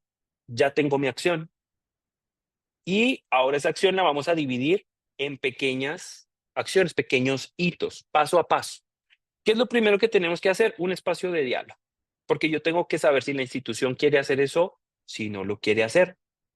Si es que los trabajadores quieren formarse en eso o quieren formarse en otra cosa, tal vez pueda pasar eso. Pero lo primero que tenemos que hacer es establecer un espacio de diálogo entre las instituciones de formación, las organizaciones sindicales, y aquí recopilamos información que nos permita crear unos contenidos para el curso que vamos a crear. El número 2 es el diseño del programa. Ya con lo que la gente me dijo, entonces ahora me toca crear un programa de formación. ¿Qué tiene que tener ese programa de formación?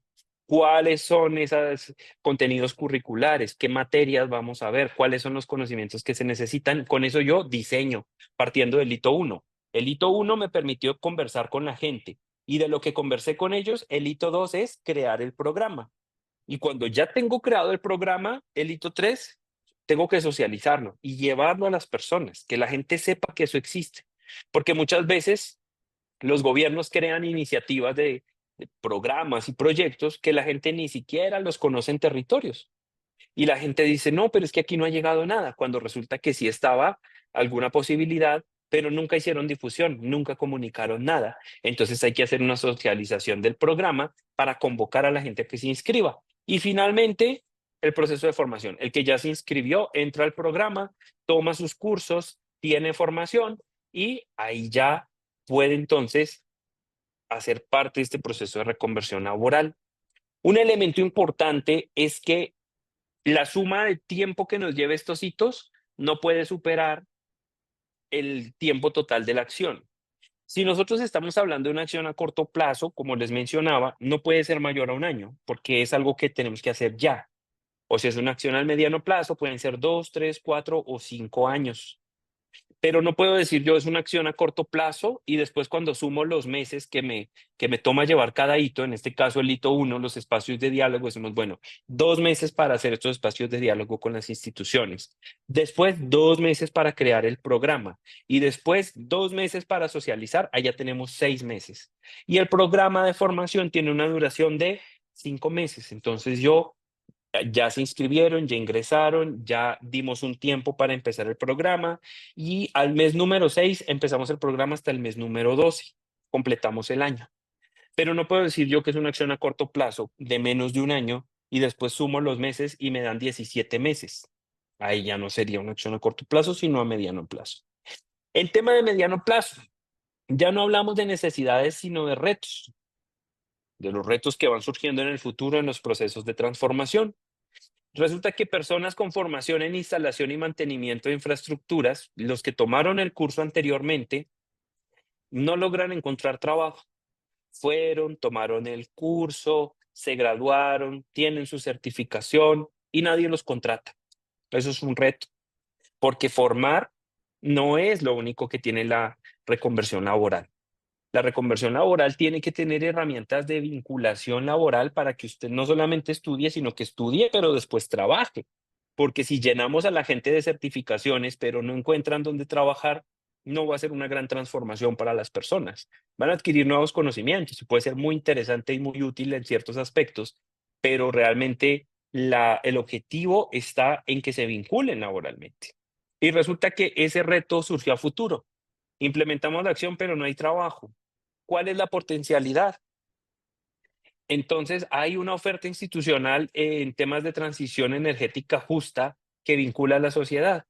Entonces, el gobierno está desarrollando un programa para que nosotros pongamos paneles solares en las casas. Entonces, por un lado, tengo el reto, que es que la gente se formó en la instalación de paneles solares, digamos así, pero no encuentra trabajo. Y por otro lado, el gobierno está instalando paneles solares. Entonces, ¿cuál podría ser la acción que nosotros tengamos?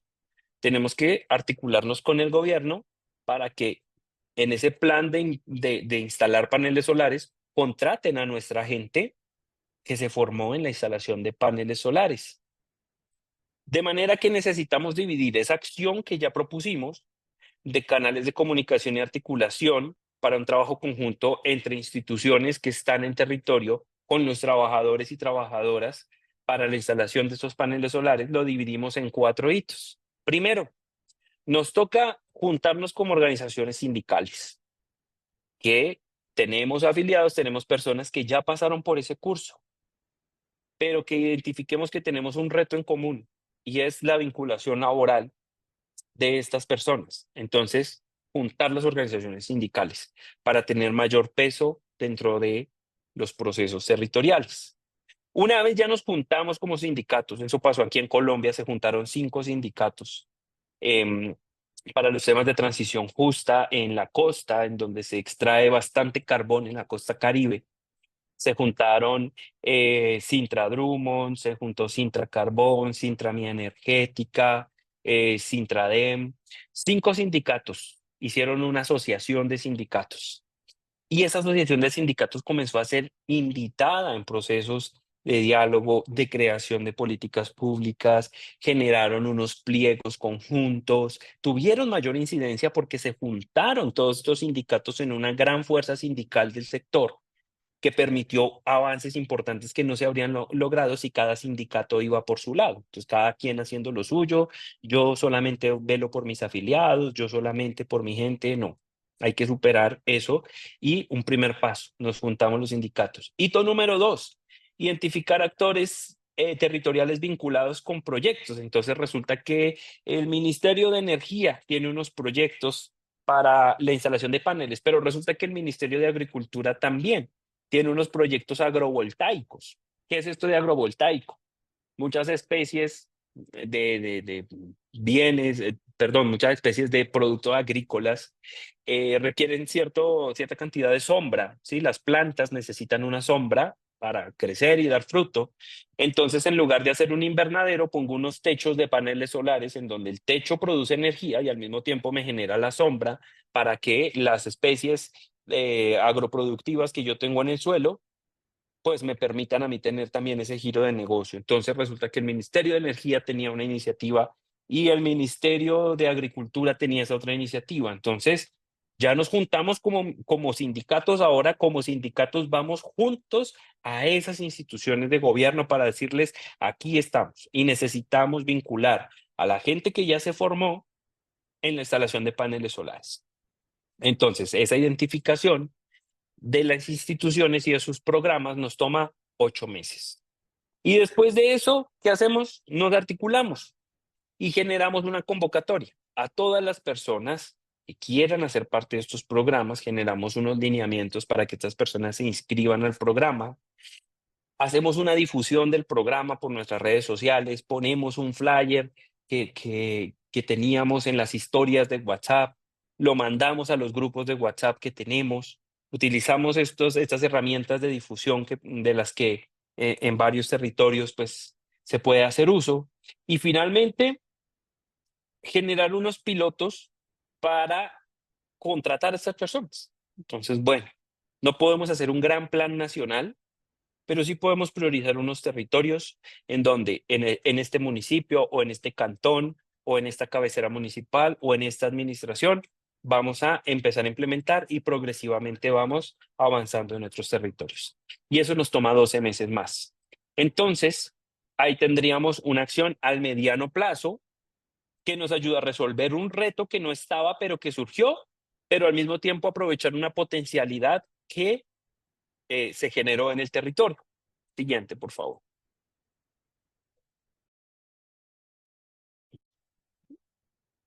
Entonces aquí tenemos la matriz. Esa matriz está dentro de la presentación. No la vamos a llenar ahorita, pero va a ser una herramienta importante para nuestra siguiente sesión. ¿Por qué? Porque lo que yo espero es que al final de estas 4 sesiones tengamos un producto, una herramienta útil. Sí, que no sea solamente como no conectarse y estar ahí escuchando, sino bueno, ¿cómo voy a aterrizar esto a algo que me sirva? Y el trabajo en casa que tendremos en la sesión número 4 es justamente desarrollar esta matriz. Y de esta matriz con una acción a corto plazo y una acción a mediano plazo, ya tenemos una propuesta desde nuestro sindicato, reconociendo cuáles son las condiciones territoriales, reconociendo que en este territorio puede que también nos dediquemos al banano o a la caña de azúcar o al carbón o somos parte de una organización sindical de educadoras y educadores o somos un sindicato de industria en temas energéticos. Pueden haber muchos tipos, pero que podamos identificar necesidades y oportunidades para crear acciones a corto plazo y que podamos identificar retos y potencialidades para acciones al mediano plazo. De manera que acabando estas 4 sesiones usted pueda decir, después de esos 4 talleres, tengo esta idea. Y usted desde su sindicato pueda proponer esa idea y puedan comenzar a trabajar de manera articulada como un producto de estos espacios que hemos tenido de formación.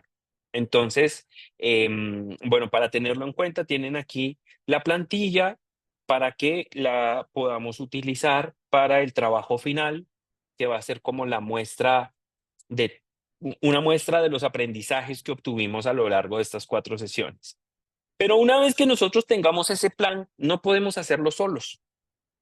Es muy difícil que nosotros podamos contribuir a la transición justa como individuos. Hay elementos que podemos hacer: gastar menos agua, separar los residuos desde la fuente, es decir, yo en mi casa tengo una funda para orgánicos, una funda para desechos comunes, tener un mejor aprovechamiento de la energía, que si usted ve que en su casa están prendidos 4 focos, 4 bombillos, y solo está usando uno, pues va y apaga los otros 3 y utiliza menos energía, pero finalmente el impacto real que va a tener las acciones individuales es muy limitado, porque es justamente en lo comunitario y en lo colectivo donde generamos transformaciones reales. Y por eso los sindicatos son tan importantes para la transición justa, para generar empleos verdes y azules que sean respetuosos de esos derechos, que sean ambientalmente sostenibles, pero que no los puede lograr una sola persona, que necesitamos el trabajo colectivo para lograrlos. ¿Y cómo invitamos a más gente a que haga parte de ese trabajo colectivo? Por medio de la difusión, de la socialización de conceptos. Entonces, el primer ejercicio que nosotros realizamos fue crear una herramienta visual, un mapa conceptual, un diagrama, alguna cuestión que luego explicamos. ¿Por qué? Porque si yo quiero hablar de este tema, primero tengo que perder los nervios de hablar, pero también tengo que aprender a ser concreto con mis ideas, que en 5 minutos yo pueda explicar la idea que tengo, porque yo no sé si a usted le ha pasado, a mí me pasa muy seguido, me pongo a hablar mucho de una cosa, de otra, y sigo hablando, hablando, y al final hasta ya se me olvidó cuál era la primera idea y qué era lo que quería decir, porque me puse a hablar de muchas otras cosas. Entonces, el primer ejercicio que tuvimos fue para aprender a organizar ideas y explicarlas fácil. El segundo ejercicio que les propuse para trabajar en casa era hacer unas entrevistas. Cuando nosotros trabajamos en la transición justa, tenemos que aprender a organizar ideas y expresarlas, pero también tenemos que aprender a escuchar. Y el escuchar a otra gente hablando del tema debe pasar por un ejercicio crítico. ¿Qué de lo que me dijo esa persona puede contribuir a los procesos que estoy llevando?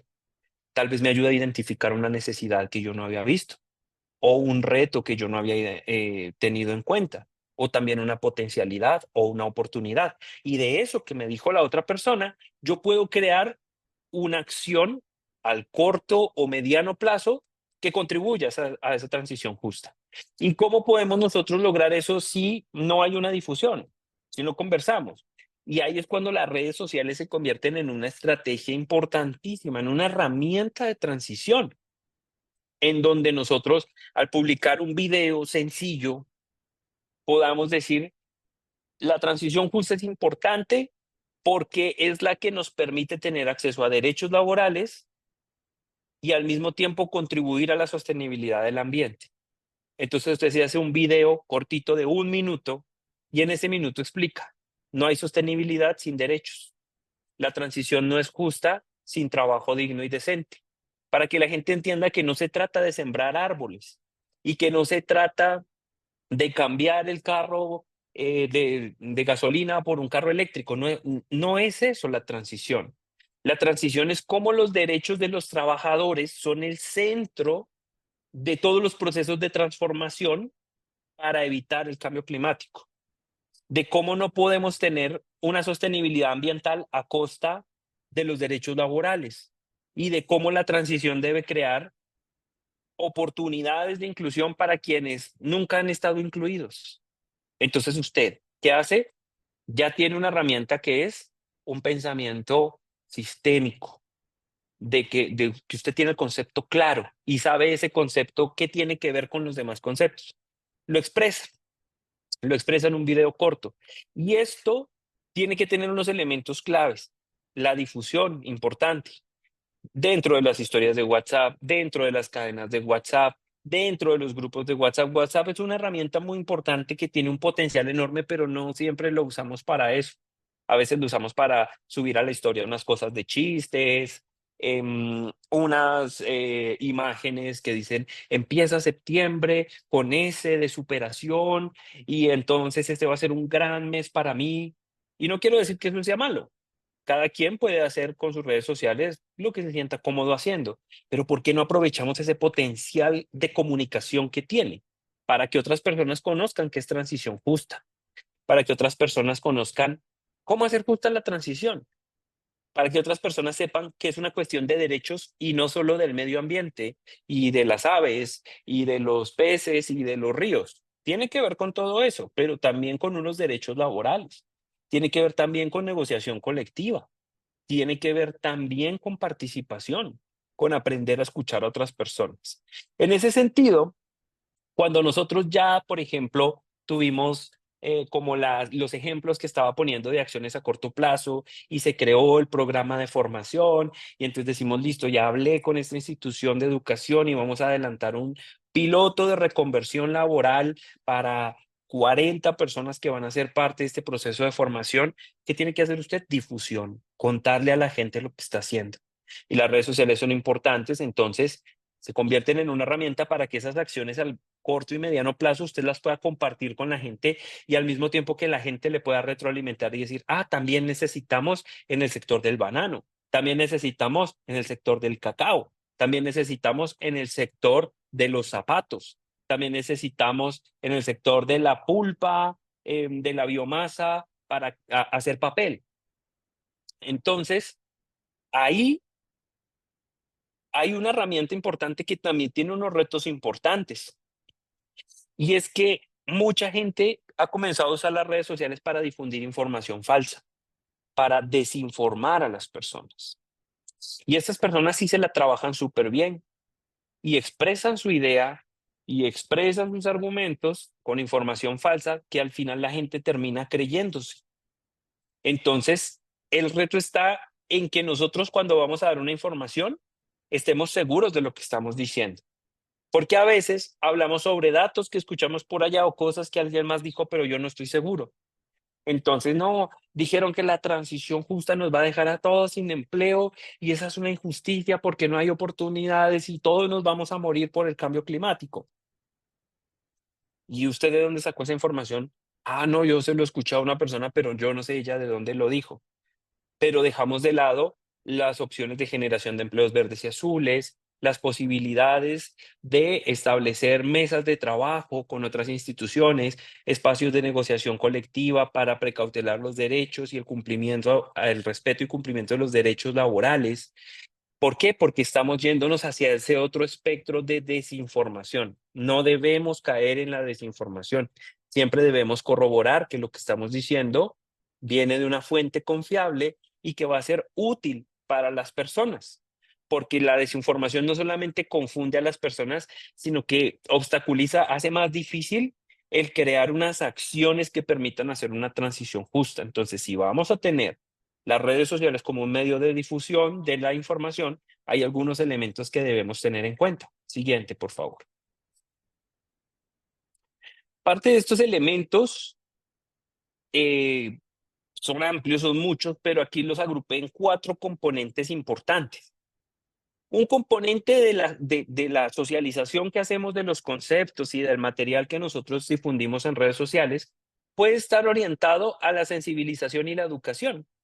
Entonces, por ejemplo, nosotros podemos contarle a la gente qué es la transición, qué son empleos verdes, qué son empleos azules, pero también qué son derechos laborales, por qué es importante tener una jornada de trabajo que nos permita descanso, por qué es importante una justa remuneración, por qué es importante el enfoque de derechos en la transición justa. Entonces, estas publicaciones de sensibilización y educación primero tienen que tener un lenguaje accesible que sea fácil de entender porque a veces las personas, por querer parecer demasiado expertas en un tema, utilizan lenguajes que no se entiende mucho. Entonces, si yo no lo entiendo, solo voy a pasar rápido porque no me interesa, porque realmente ni siquiera entiendo de qué me está hablando esta persona.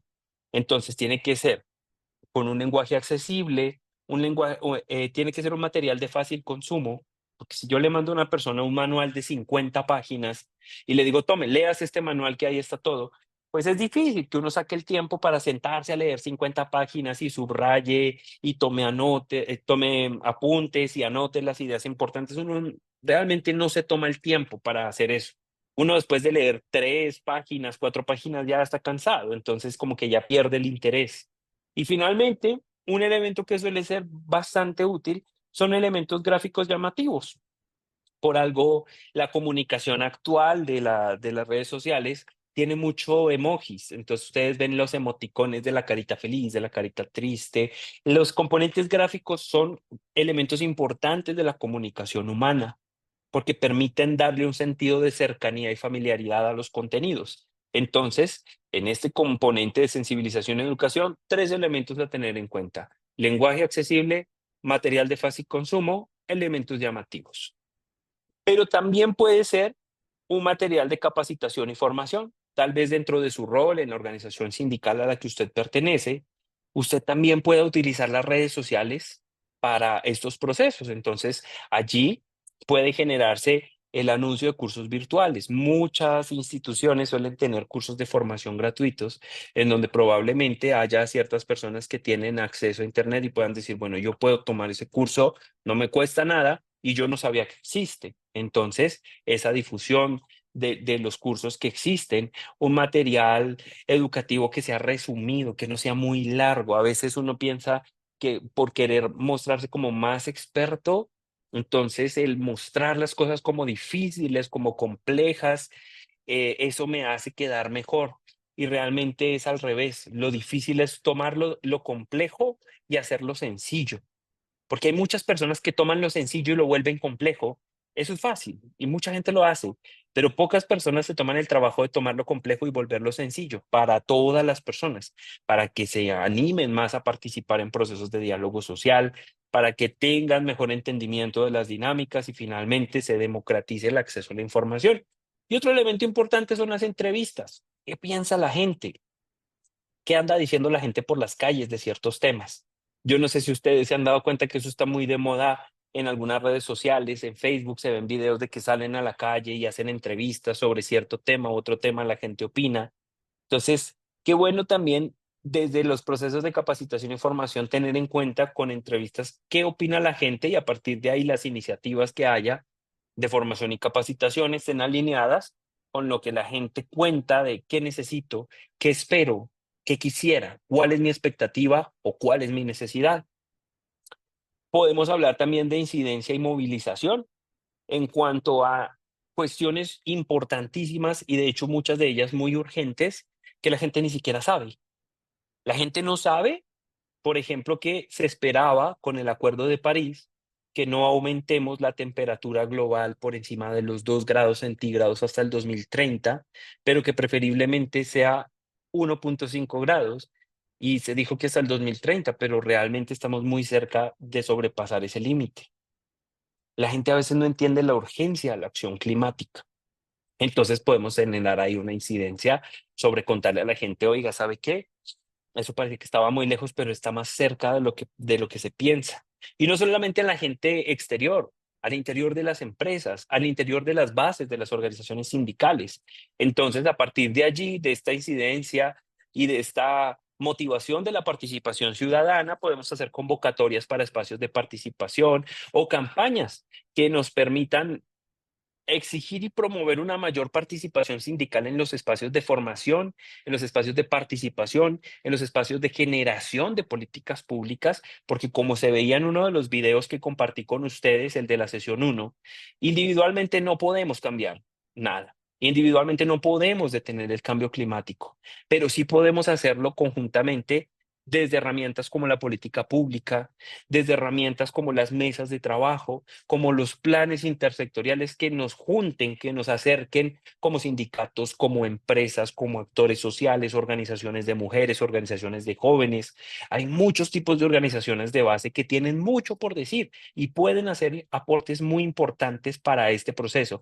Pero si nosotros no los invitamos, ellos no van a llegar porque no van a saber lo que estamos haciendo. Y una buena forma de generar esta incidencia de movilización de las bases sociales son las redes sociales, son las historias de WhatsApp, son las cadenas de WhatsApp, son los grupos donde estamos, en donde podemos tener cierta audiencia con quienes podamos compartir lo que venimos haciendo e invitarles a ser parte de las iniciativas que proponemos. Y finalmente, buenas prácticas, porque este suele ser un discurso bastante fatalista, de hecho, en donde, bueno, nos dicen, sí, el fin del mundo está cerca, nos vamos a morir, se está acabando todo, ya nos fregamos. Pero también hay cosas que las organizaciones están haciendo bien.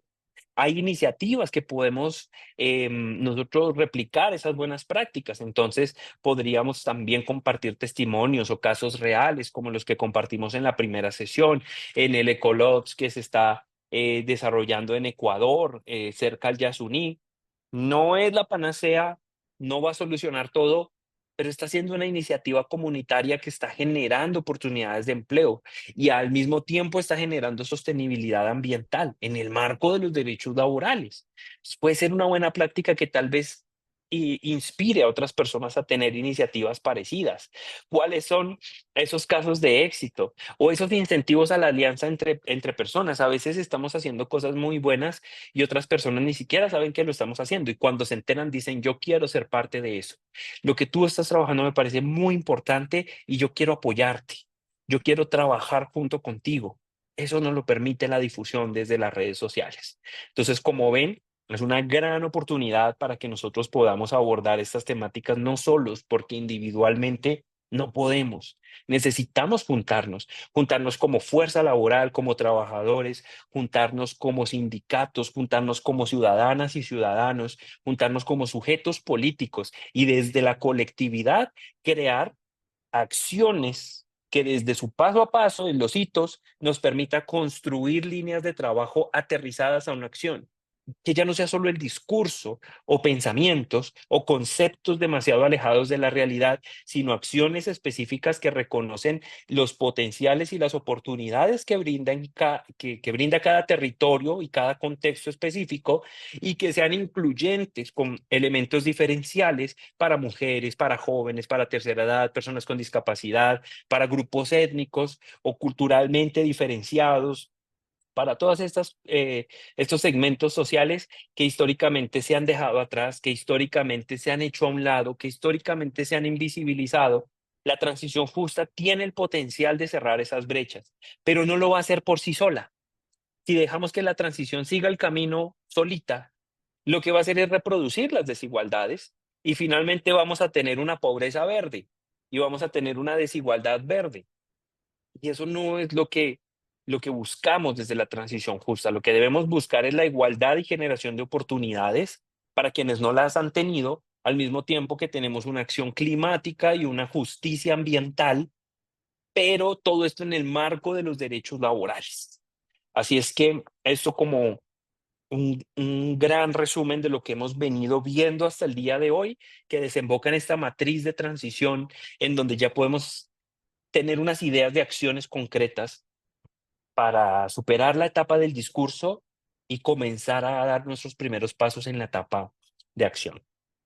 Antes de pasar a nuestro trabajo en casa, quisiera abrir el espacio para la participación de unas dos, tres personas que me cuenten un poco cómo han sentido el curso hasta acá eh, y especialmente, particularmente, qué cosas sienten que nos han faltado, porque tenemos todavía una sesión más y quisiera que esos elementos que ustedes sienten que falta, que podemos mejorar, eh, los podamos atender en esa última sesión para tener un proceso de aprendizaje exitoso, una experiencia de aprendizaje significativa. Hola profesor, buenas noches. ¿Cómo está usted? Bienvenido, René, qué gusto escucharle. ¿Cómo está? Bien, gracias. Para el proyecto me ha gustado porque hemos visto y he aprendido, estamos aprendiendo cosas que yo nunca había escuchado casi, pese a que nuestra organización ASTAC nos está capacitando continuamente. ¿Cuál Y diría ahí usted yo que me es una de siento esas cosas una de esas cosas que usted no había escuchado y que ahorita dijo, ah, qué interesante eso, yo no sabía? ¿Puede identificar de una? los empleos azules. De eso es lo que más se refiere al entorno marino, a cuidar lo de los océanos, pues, ya que es muy importante, pero la gente no hace conciencia, ni los gobiernos, ni crea políticas públicas ya que creo que el 51% del oxígeno que está en el mar, que respiramos, proviene del mar. Por eso me ha encantado esta clase y para mí muy excelente y espero seguir aprendiendo. Mi estimado René, muchísimas gracias. Teófilo, buenas noches, lo escuchamos. Muy buenas noches para todos y todas. Gracias, profe. Igualmente a la compañera que nos comparte todos los trabajos que usted nos deja.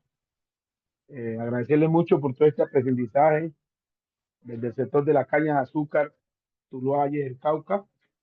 Muy bueno todo este aprendizaje, como decía nuestro compañero, porque nosotros, digo nosotros porque tenemos mucho en esta sala, desde el sector digo nosotros porque nosotros no sabíamos qué era una cosa o qué era el empleo azul, como usted lo manifiesta en nuestro aprendizaje. Nosotros preguntamos, bueno, ¿y qué es el empleo azul? Pero cuando ya usted nos da los detalles, ya uno entra en contexto y va uno diciendo, este es algo que yo no conocía.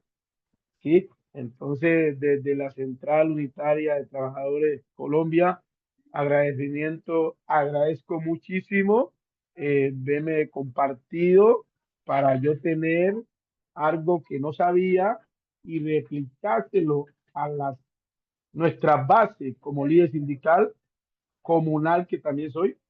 Entonces, todo esto le sirve a uno para replicar a las bases que se afilien o vengan o unamos fuerza para poder defender nuestra fuerza de trabajo unificada.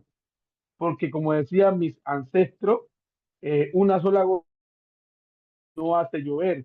Podemos crear el sindicato los 25 personas, pero si no hay unión, ¿cómo vamos a decirle al empleador, aquí lo está fallando, acá lo está faltando? Entonces, de ese marco, como usted lo explicaba, los empleos azules, hombre, totalmente de acuerdo con toda esa explicación, desmenución del tema que usted nos da, profe. Le agradezco mucho de todas formas, para no alargarme más. Infinitas gracias para usted y de la Central Unitaria de Trabajadores, los que los consiguen estos grandes profesores que nos enseñan a nosotros desde su expectativa como profesional en el aspecto laboral. Muchas gracias. Un abrazo.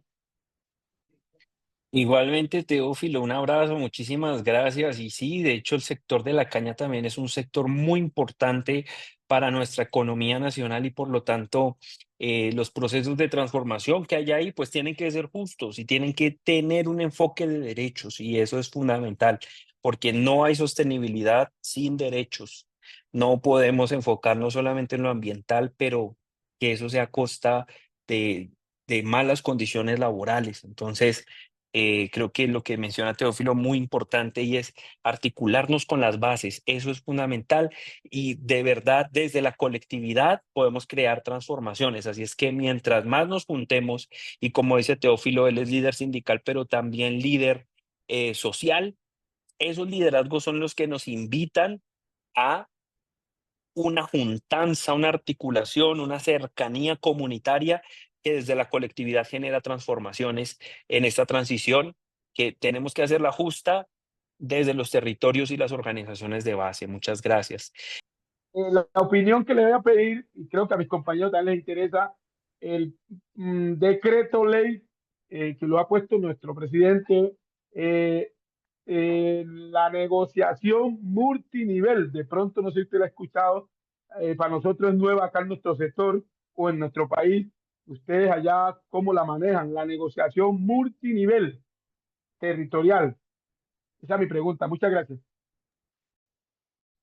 Listo, Teófilo. Si le parece, para no irnos a alargar mucho, en respeto del horario de nuestros compañeros que muy puntualmente se conectaron, voy a tener en cuenta la pregunta y conversamos sobre ella en la siguiente sesión. Si le parece bien. Muchas gracias.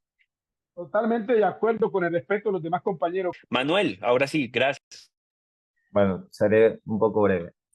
En lo que mencionaba el compañero sobre lo social y el apoyo que debemos brindarnos y que nos brindamos, yo siempre he pensado que debería existir una herramienta, ¿no? De estar comunicado siempre de lo que se hace allá, de lo que se hace acá.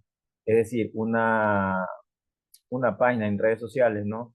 Para así interactuar, porque somos muchos y eso sería muy importante para eh, mencionar lo que estamos haciendo como organizaciones en cada país, ¿no? Yo creo que es muy importante ese punto. Y en lo aprendizaje es muy enriquecedor todo lo que nos están brindando ustedes, ¿no? Y estamos ahí metiéndole ñeque, como se dice por acá, ¿no? Y seguir adelante. Eso era lo que quería mencionar. Gracias. Listo, Manuel, muchas gracias. Totalmente de acuerdo y me pareció una idea fabulosa, y pues lo dejo a consideración del programa. Y es que se pueda crear un perfil en una red social, puede ser Facebook, que es de fácil acceso, en donde se hable de transición justa en los países y en donde se les pueda enviar a los administradores de la página ciertos videos en donde de diferentes países cuenten qué está pasando en la transición justa en Perú, qué está pasando en la transición justa en Ecuador, cómo se están manejando las políticas públicas, qué iniciativas tienen los sindicatos. Y muchas veces otras organizaciones hacen cosas que a uno no se le habían ocurrido. Entonces dicen, no, aquí estamos haciendo un comité por el respeto de los derechos laborales en el sector tal. Y entonces tal vez otras organizaciones sindicales de otros países puedan tomar esas buenas prácticas como la base para construir algunos espacios de encuentro, algunas acciones que desde sus entornos, aprendiendo de entornos de otros lugares, puedan contribuir a la justicia social en un contexto de transición. Excelente idea y si se puede articular sería, yo creo que un insumo muy importante para las personas que quieran acceder a este espacio de redes sociales también como una forma de difundir problemáticas, como una forma de difundir acciones y buenas ideas que nos ayuden a trabajar conjuntamente. Muchas gracias. Y bueno, entonces le damos la palabra también a William y seguido a José Leonidas. Entonces escuchamos primero al compañero William. Buenas noches. Buenas noches, doctor Carlos. No, pues saludar a todos los compañeros y compañeras y felicitar este proceso de formación por cuanto son temas fundamentales hoy en el mundo que tenemos y los retos que se nos presentan, porque pues la transición va o va. Aquí no hay un cuento de que la vamos a mirar, no. Hay un proceso que ya están dando que pues cada quien la mira desde su óptica, los empresarios desde su mirada, los gobiernos desde sus miradas, y pues los trabajadores que somos los más interesados porque somos el punto más vulnerable, nos obliga a hacer este ejercicio. Y yo le agradezco a Hernán, le agradezco a usted por la calidad del tema, Carlos, porque es fundamental para las organizaciones sindicales, para nuestros compañeros de base y pues para nuestros líderes y lideresas empoderarnos de estos temas, hermano. O sea, la transición va a ser justa en la medida en que nosotros nos amarremos los calzones, aprendamos, propongamos y saquemos adelante el proceso, porque si vamos a esperar que llegue desde arriba el tema, olvídese. Nosotros fuimos los que iniciamos el concepto como trabajadores en Estados Unidos y pues es un reto para seguir nosotros manteniendo este proceso, pero necesitamos, como usted bien lo ha dicho, prepararnos, apropiar estrategias, procesos de investigación, procesos de cualificación, procesos de formación y aprendizaje, y de la mano de eso vamos nosotros con todo y por eso pues desde atrás estamos en ese proceso de formación también. Pues uno sabe que no es capaz de llegar a todas partes, pero igual en la medida de las posibilidades estamos haciendo procesos de formación, de cualificación, de empoderamiento, para que desde nuestro mundo del trabajo se hagan los aportes, así como usted con esa organización sistémica que usted tiene de las propuestas, presentar nosotros alternativas para que esa transición realmente pueda ser justa. Esa es la meta y sobre la base de que miramos el ser humano como centro del mundo laboral y a partir de sus derechos laborales. Era eso, Carlitos. Mi estimado William, muchísimas gracias. Creo que eso último que se acaba de decir es muy importante y es el ser humano en el centro. Si nosotros no velamos por la dignidad humana y por los derechos de esos seres humanos, porque es que a veces se instrumentaliza tanto el trabajo que se nos olvida que el trabajador es un ser humano. Entonces, la dignidad humana y la justicia social deben ser el centro de cualquier iniciativa de transformación y transición. Y justamente lo que dice William es muy, muy cierto, muy adecuado, y es también estos procesos de articulación y de formación, porque yo creo que, como les decía, ya estamos en una etapa de dejar el discurso y traer a la práctica. Y que si nosotros estamos esperando que sea otro el que dé el primer paso, nadie lo va a dar. Nos toca a nosotros mismos organizarnos, juntarnos y actuar, pero juntos, desde la colectividad. La colectividad es la única potencialidad de transformación social real que tenemos como organizaciones. José, buenas noches. ¿Cómo está José Leonidas Calle? Le escuchamos. Hola, buenas noches, doctor. Buenas Para noches. agradecer por estos talleres que nos dan mucha capacidad para seguir aquí participando. Bueno, en el caso acá, nosotros pertenecemos al sindicato de la región Piura Sitecasa, acá en Perú, y la base principal está en la Libertad, es Trujillo. Entonces estamos ahorita a un pie de formar la confederación regional para unir más sindicatos y hacer una sola fuerza frente a todos los cambios que hay ahorita, sobre todo cómo el Estado está promoviendo las nuevas leyes que nos afectan a los trabajadores en el agroindustria. Y ahorita no vemos de otro que seguirnos organizando y seguir para adelante, ¿no? Tratando de organizarnos en la confederación regional, donde unamos todos los sindicatos para hacer un solo frente a todos estos cambios de la transición y para seguir velando por los derechos de los trabajadores. Gracias, doctor. Maravilloso, pues a ustedes muchas gracias y muchas felicidades por esa iniciativa. De verdad que estoy seguro que van a ver unos resultados muy buenos. Va a traer sus retos porque el problema con que haya más gente es que hay más opiniones y entonces es un poco más difícil articular esas opiniones diversas en una sola línea de trabajo. Tiene sus retos, pero los beneficios que trae la colectividad valen muchísimo más que los retos que tengamos que asumir. Lo importante y lo que yo recomiendo es siempre unos lenguajes comunes, respeto al otro y escucha activa, porque estamos muy acostumbrados a que nos escuchen, pero a veces nos cuesta trabajo escuchar y eso hace parte importantísima del diálogo social que se debe establecer como articulador de estos procesos, pero me siento muy contento de esa buena noticia. Muchísimas felicidades y igualmente siento que a partir de allí van a surgir cosas que van a consolidar el movimiento sindical y también a beneficiar los derechos laborales de las personas que hagan parte de la confederación, pero también de la fuerza laboral, que a pesar de que no esté ahí, está muy bien representada con ustedes. Muchas gracias. Entonces, bueno, ya para finalizar, quería hablar un poco del trabajo en casa. Hoy no vamos a tener un trabajo específico en casa porque no quisiera que haya una sobrecarga de trabajo en donde ya me atrasé del primer trabajo y del segundo y ahora me toca hacer todo y me toca hacerlo rápido para cumplir, sino que yo pienso que lo importante es, como habíamos hablado anteriormente, nos comentaba Héctor, no se trata solo de cumplir el requerimiento, sino de sentir que estoy aprendiendo y de que esto es útil para mí. Entonces, lo que les propongo como para trabajo en casa de esta semana es que volvamos a leer los contenidos. En la plataforma están las presentaciones y el módulo, los contenidos, las lecturas de las sesiones 1, 2 y 3.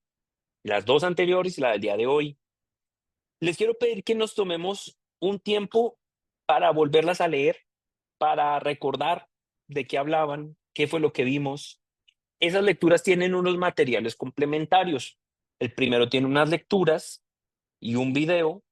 El segundo tiene otros videos y unos episodios de podcast que son como más fáciles de escuchar mientras yo estoy haciendo otra cosa, mientras voy en el transporte público a la casa o mientras estoy haciendo otra actividad, pero puedo ir escuchando, que no es tanto tan exigente como sentarse a leer, ¿no? Están algunos videos. Esta sesión también tiene algunas lecturas sugeridas, algunos videos sugeridos. Repasemos todo, porque estas 3 primeras sesiones son una caja de herramientas para la sesión que vamos a tener la siguiente semana. Y es que vamos a construir ese plan. Porque quisiera que de estas 4 sesiones nos quede un plan que podamos proponer y del que podamos hablar con la gente. Pero no podemos llegar al paso 4 si no dimos el paso 1, 2 y 3. Y parte de dar ese paso es que podamos revisar esos materiales y procuremos ponernos al día con las actividades que tengamos pendientes hasta la otra semana para que de ahí en adelante ya tengamos el tiempo libre para dedicarlo exclusivamente a ese proyecto final, que sería un plan de acción. Entonces, revisemos los materiales, los módulos, pero también las lecturas de apoyo, los videos y el material complementario para que tengamos súper claros esos panoramas, conceptos y elementos que sean herramientas para construir nuestro plan de acción en la siguiente sesión. Muchísimas gracias por su participación. Les invito a que la próxima sesión hablemos más, conversemos más y aterricemos todos estos conceptos a cuestiones realmente útiles para nuestros contextos y que finalmente sea un proceso que, así como el sindicalismo es colectivo, este aprendizaje también sea colectivo y también me permitan a mí aprender de ustedes, de sus contextos y de sus experiencias que son profundamente enriquecedoras.